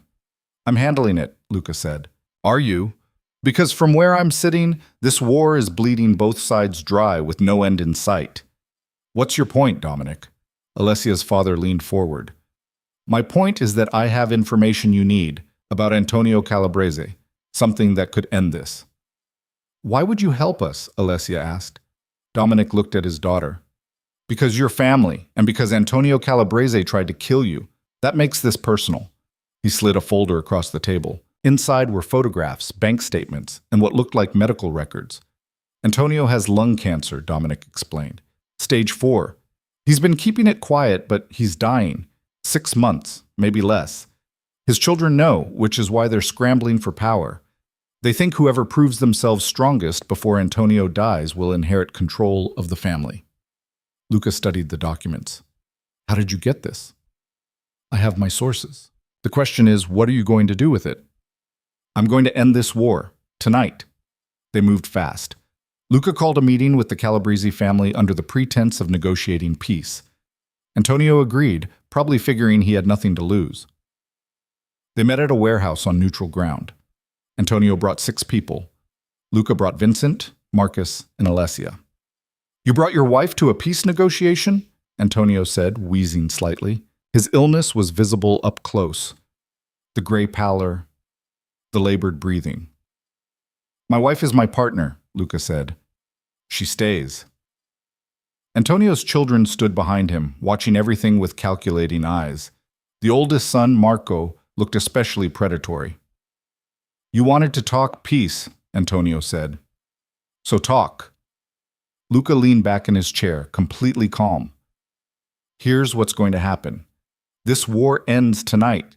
You pull back all operations targeting me and mine. In exchange, I don't reveal that you're dying of cancer, and your children are already circling like vultures." The temperature in the room dropped 10 degrees. "That's a lie," Marco said, but his voice lacked conviction. "It's not. I have medical records, witness statements, everything I need to prove it. If that information gets out, every family you've got alliances with will know you're weak. They'll start making moves on your territory before you're even in the ground. Antonio's face had gone even paler. You wouldn't. Try me. Keep coming after my people, my businesses, my wife, and I'll burn your legacy to the ground before the cancer gets a chance to. Silence. Alessia watched Antonio's children process the threat, saw the calculations happening behind their eyes. Or, Luca continued, you agree to peace, we stop bleeding each other dry. You spend your remaining time securing your succession without interference from me. When you die, we maintain the peace with whoever takes over. Everyone wins. Except you get to keep your territory, Marco said.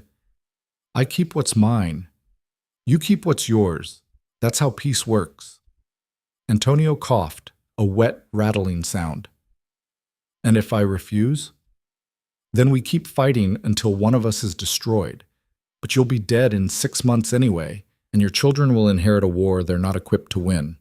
Your choice. It wasn't really a choice. They all knew it. Antonio looked at his children, seemed to have an entire conversation in that glance, then back at Luca. Fine, peace. But if you cross me, you'll already be dead, Luca said bluntly. So the threat's meaningless. But I give you my word, as long as your family honors this peace, I will too. They shook on it. Antonio's grip was weak, his hand trembling slightly. On the way out, Marco caught Alessia's arm. This was your idea, wasn't it? Does it matter? You're not what I expected. The scared little trophy wife. I was never that. You just assumed I was. Marco smiled, but it didn't reach his eyes. We'll remember that. When my father's gone and I'm running things. Good. Then you'll remember what happens when you come after me and mine. She pulled her arm free and walked away, feeling his eyes on her back. In the car, Luca took her hand. You were incredible in there. I was terrified. Couldn't tell. You looked like you were born to this. Maybe I was. I just didn't know it until now. The war ended, just like that. No dramatic finale, no bloodbath. Just two families agreeing that mutual destruction served no one's interests. Luca's people were relieved. Some seemed almost disappointed there wasn't more violence. But most just wanted to get back to business as usual. Alessia found herself exhausted in ways she hadn't anticipated. The adrenaline that had kept her going through the war drained away, leaving her hollowed out. Is it always like this? She asked Luca one night, lying in bed unable to sleep. Like what? This feeling, like you've crossed a line you can never uncross. Luca was quiet for a moment. Yeah, it's always like that. The first time you make a call that gets someone hurt or killed, even indirectly, it changes you. You can't go back to who you were before. Do you ever regret it? Every day. But I do it anyway because the alternative is worse. Alessia rolled over to face him. I don't regret it. I thought I would, but I don't. That probably makes me a terrible person. It makes you someone who can survive in this world. There's a difference. Is there? I'd like to think so.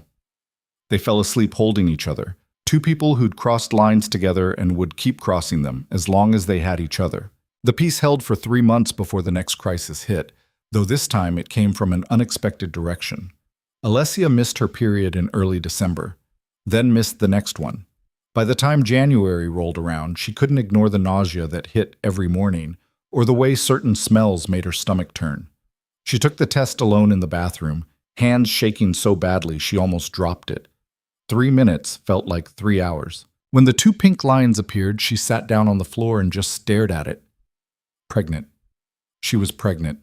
In the middle of a life that involved blackmail, territory wars, and casual discussions about eliminating threats, she was bringing a child into this world. The realization hit her in waves. Terror, joy, more terror, something that might have been excitement buried under all the fear. She told Luca that night over dinner, just blurted it out between the pasta course and dessert. I'm pregnant. Luca's fork stopped halfway to his mouth. He set it down carefully, like it might explode if he moved too fast. You're sure? 3 tests sure. All positive. He sat back in his chair, his face doing something complicated, processing, calculating, feeling things he didn't know how to express. Okay, he said finally. Okay? That's all you've got? I'm. He stopped, started over. How do you feel about it? Terrified? Happy? More terrified? I don't know. How do you feel about it? Luca stood up, crossed to where she sat, and pulled her into his arms. Terrified, he admitted, and happy, and completely unprepared. That makes two of us. They stood like that for a while, holding each other in the dining room while Chicago glittered outside the windows, both of them trying to wrap their heads around the fact that in approximately 7 months, there would be 3 of them instead of 2. We're going to have to make changes, Luca said eventually. Security, living arrangements, everything. A baby makes us more vulnerable. I know. People will try to use this against us. I know that too. He pulled back to look at her face. Are you sure you want this? We have options, no judgment either way. Alessia had thought about it during the hours between taking the test and telling him. Thought about how much easier life would be without a child, how much safer. I want this, she said. Even though it's terrible timing and probably irresponsible and definitely complicated. I want this. Relief washed over Luca's face. Good. Me too. The pregnancy changed things in ways Alessia hadn't anticipated. Luca became even more protective, if that was possible. He doubled security again, vetted every person who came near her, started planning for scenarios she hadn't even considered. What if someone tries to grab you while you're pregnant? He asked one morning while she was dealing with morning sickness. Then Marcus shoots them. Same as always. What if they use the baby as leverage after it's born? Then we make sure they can't get close enough to try. What if... Luca, stop. You're spiraling. He was pacing the bedroom, running through worst-case scenarios like they were chess moves. I'm trying to prepare for every possibility. You can't prepare for everything. At some point, you have to trust that we're strong enough to handle whatever comes. That's not how I work. I know, but maybe you should try it anyway. He stopped pacing, looked at her sitting on the bathroom floor in his old t-shirt, looking exhausted and nauseous, and somehow still beautiful to him. I don't know how to do this, he admitted. Be a father. Raise a kid in this life. Keep them safe. Nobody knows how to do it. We just figure it out as we go. That's a terrible plan. It's the only plan we've got. Luca sat down on the floor next to her.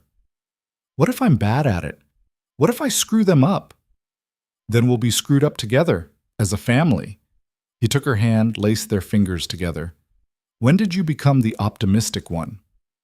About 5 minutes after I stopped throwing up. He laughed despite himself. Fair enough. The news spread through the organization quickly. Alessia wasn't sure who leaked it. Probably someone who overheard one of Luca's security briefings. But within a week, everyone knew. The reactions were mixed. Some of Luca's people seemed genuinely happy for them. Others looked worried, probably calculating how a baby would affect operations. A few seemed to view it as weakness, a vulnerability that could be exploited. Vincent was the first to congratulate them directly. Boss, Mrs. Devereaux, heard the news. That's great. Thanks, Vincent, Alessia said. You need anything, extra security, different assignments, whatever, you let me know. I will. After he left, Luca turned to her. He's already thinking strategically, how to use this to our advantage. And that's bad? It's smart, but it also means everyone else is thinking the same thing, including our enemies. He wasn't wrong. The first threat came 2 weeks later, a message delivered to one of Luca's restaurants, written on plain paper with no signature. Congratulations on the baby. Hope nothing happens to it. Luca's reaction was immediate and volcanic. He had every camera in a 5-block radius pulled, every person who'd been in that restaurant identified and vetted, put a price on information about who sent the message. They found the courier in under 24 hours. He was 19 years old, worked at a bike messenger service, and crumbled the second Luca's people picked him up. Some guy paid me $100 to deliver an envelope. That's all I know, I swear. Describe him. The description matched one of Marco Calabrese's lieutenants. The piece wasn't holding as well as they'd hoped. Luca made a phone call, had a conversation that Alessia only heard one side of, but it was enough. You gave your word. I don't care what your father would have done. This ends now or we're back to war, and this time I won't be diplomatic about it. Good. Keep it that way. He hung up, jaw tight with fury. Marco? Alessia asked. testing boundaries, seeing how far he can push before I push back.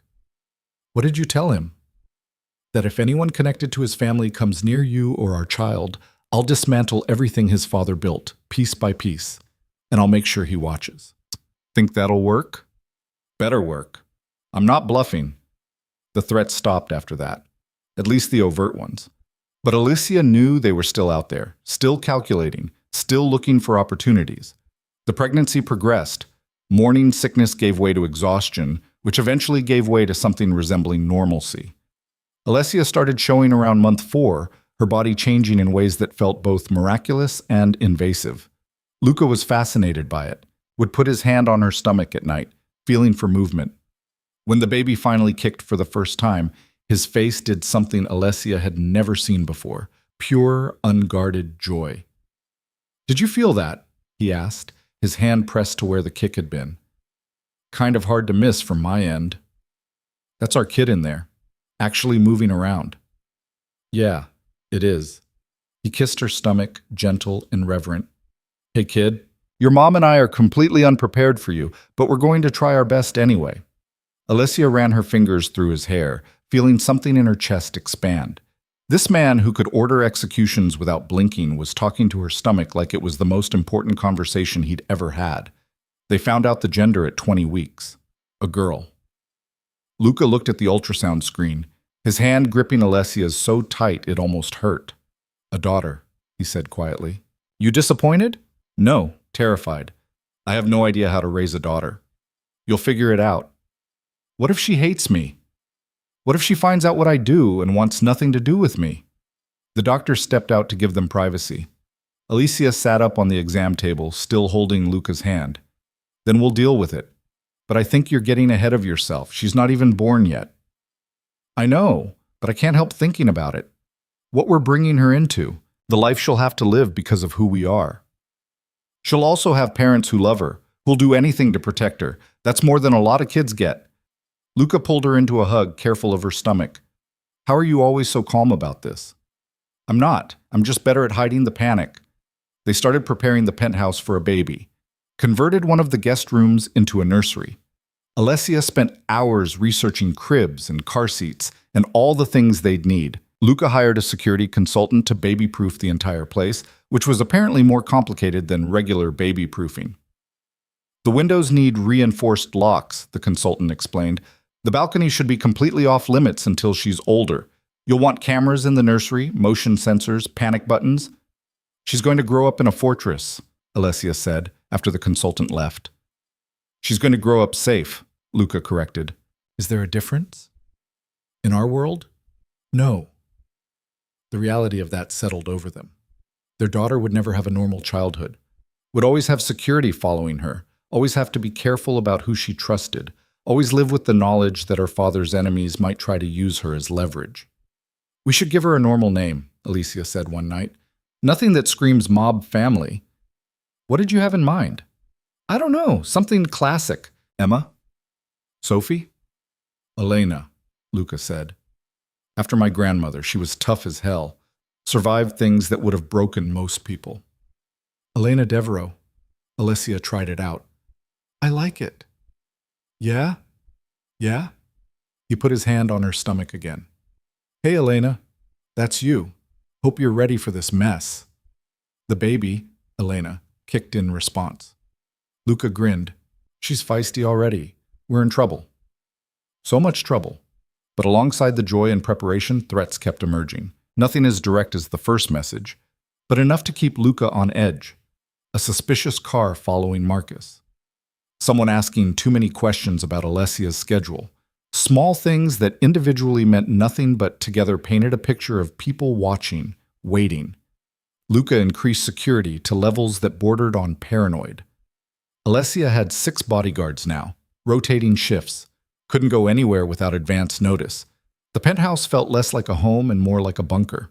"This is insane," she said, after being told she couldn't go to her sister's high school graduation without 3 days' notice for security planning. "This is necessary," Luca countered. "Luca, I'm 7 months pregnant. I'm not exactly a flight risk." "You're 7 months pregnant with my child. That makes you the most valuable target in Chicago. I can't live like this, neither can she. You can and you will, until she's born and the situation stabilizes. They fought about it. Actually fought, raised voices and everything. The first real argument they'd had in months. You're being controlling, Alessia said. I'm being careful. There's a difference. No, you're being paranoid. You're seeing threats everywhere. Because threats are everywhere. You think I'm overreacting? 3 weeks ago, someone tried to hack our security system. 2 weeks ago, one of the guards we hired turned out to have connections to the Moretti family. Last week, I get it, but you can't protect us from everything. Watch me. Alessia threw her hands up. This is exactly what I'm talking about. You think you can control every variable, plan for every scenario, but you can't. Life doesn't work that way. My life works that way. It has to. Well, maybe your life needs to change. The words hung between them, sharp and challenging. Luca's face went hard. My life is what keeps you safe, keeps our daughter safe. You want me to change that? I want you to trust that we're strong enough to handle some uncertainty, that we don't need to live in a cage to be safe. We're not in a cage, aren't we? Luca opened his mouth to argue, then seemed to realize he couldn't, because she was right. The penthouse had become a cage. Beautiful, luxurious, but a cage nonetheless. He sat down heavily on the couch. I don't know how to do this any other way. Alessia sat next to him, her pregnant belly making the movement awkward. Then maybe we figure out a new way. Together. What if someone gets hurt because I wasn't careful enough? What if we spend our entire lives being so careful that we forget to actually live? He looked at her, and she saw the fear in his eyes. Not fear of his enemies or business rivals. Fear of failing her, failing their daughter. I can't lose you, he said quietly. Either of you. I wouldn't survive it. You're not going to lose us, but you need to let us breathe. They compromised. Security stayed tight, but Alessia got more freedom of movement. She could go to Sophia's graduation with notice, could have lunch with her mother without 3 days of planning, could occasionally leave the penthouse without feeling like she was planning a military operation. It wasn't perfect, but it was better. The real test came when Antonio Calabrese died. It happened in late February, 2 months before Alessia's due date. The old man finally succumbed to his cancer, leaving a power vacuum in the Calabrese family. Marco took control immediately, but not without opposition. 2 of his brothers challenged his authority.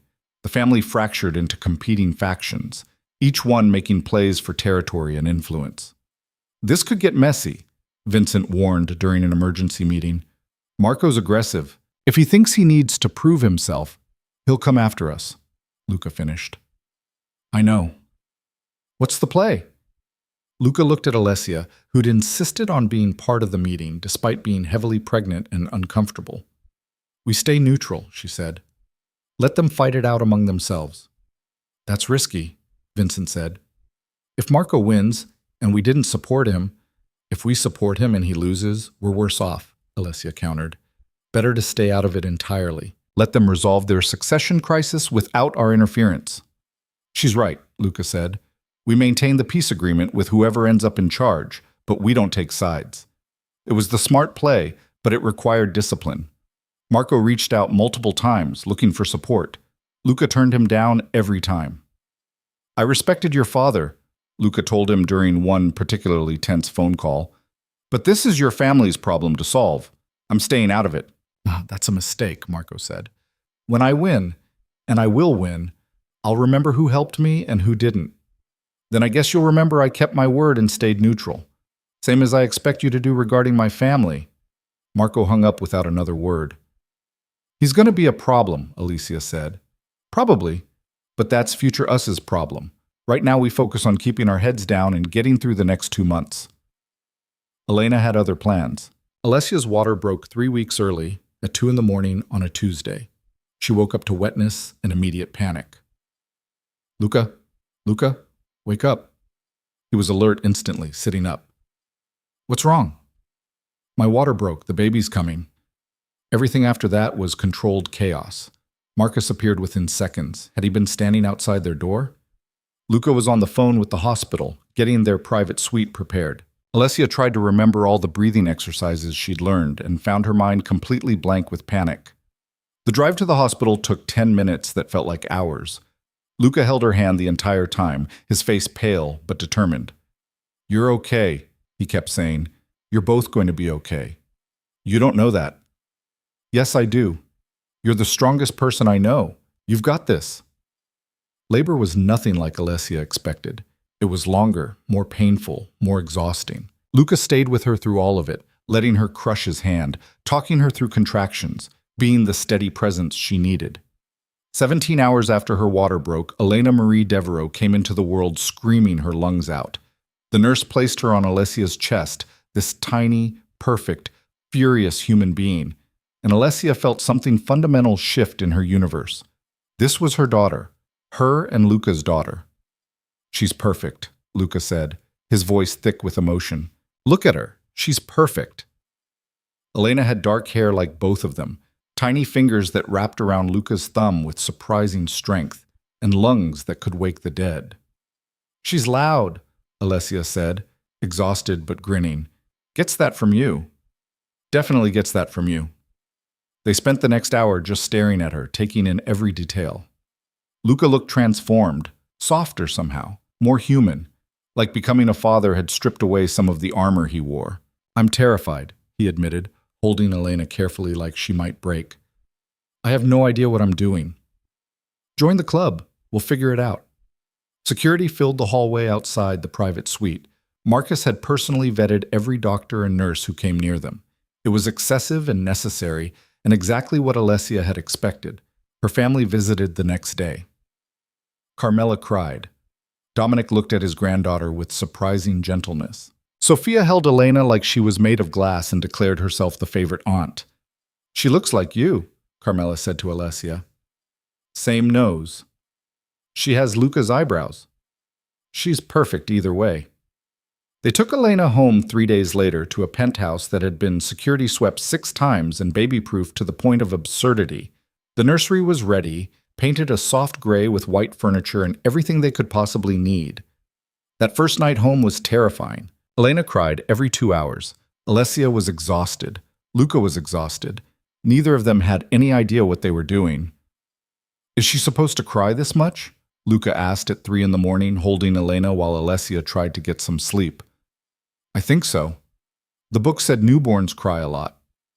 "The books didn't mention it would be this loud." "She's got powerful lungs. That's good, right?"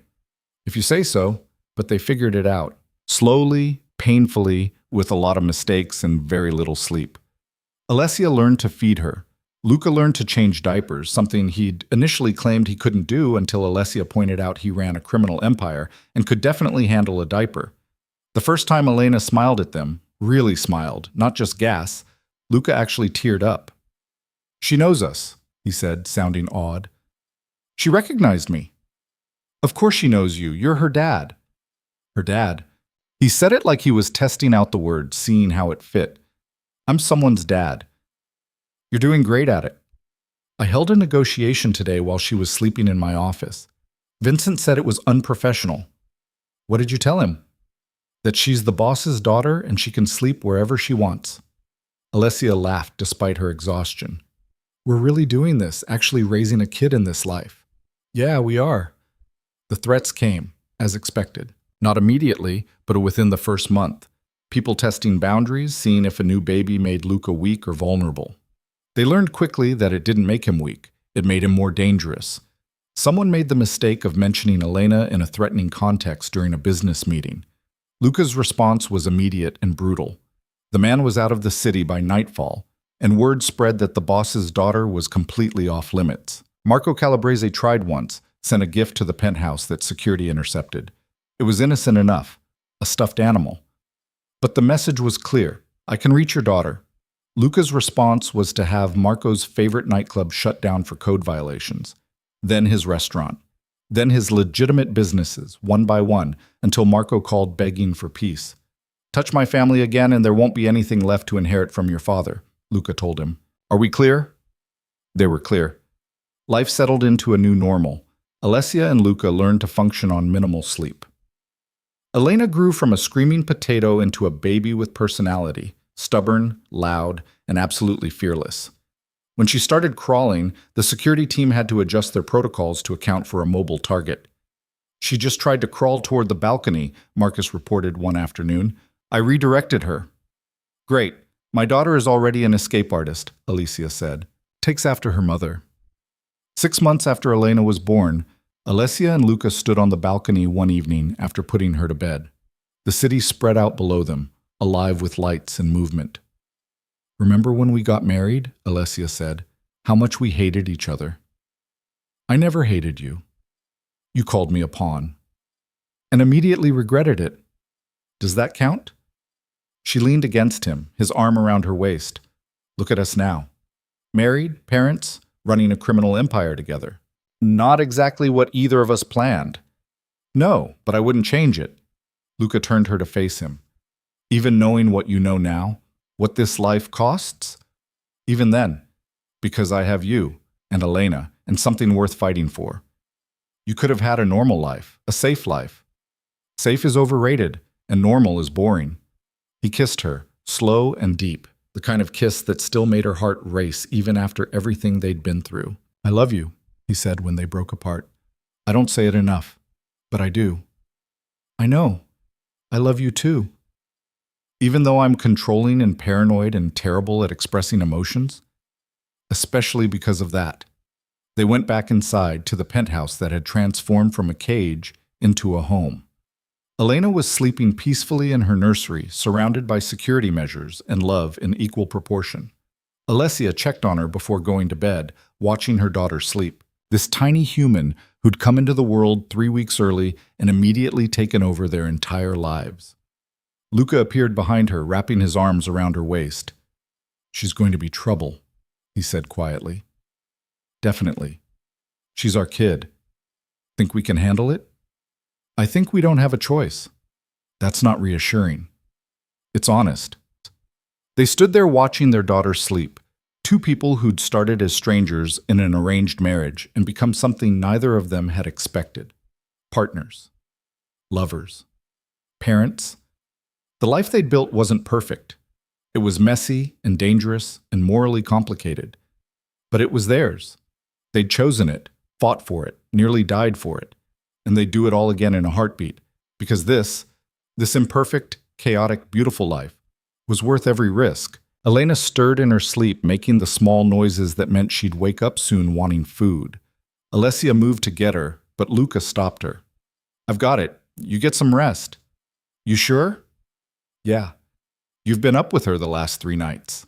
He picked up Elena carefully, started the familiar routine of nighttime feeding.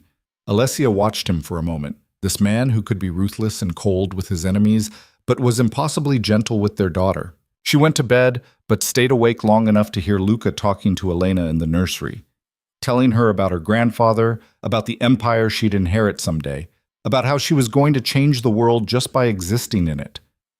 Alessia smiled and finally let herself fall asleep, secure in the knowledge that whatever came next, they'd face it together. The marriage that had started with lies and resentment had become something real, something worth protecting, something that couldn't be broken by outside forces because they'd built it strong enough to withstand anything. They'd conquered their world, not by escaping it or transcending it, but by claiming their place in it, together, as equals, as partners, as a family that no one could destroy. And in the end, that was the only victory that mattered.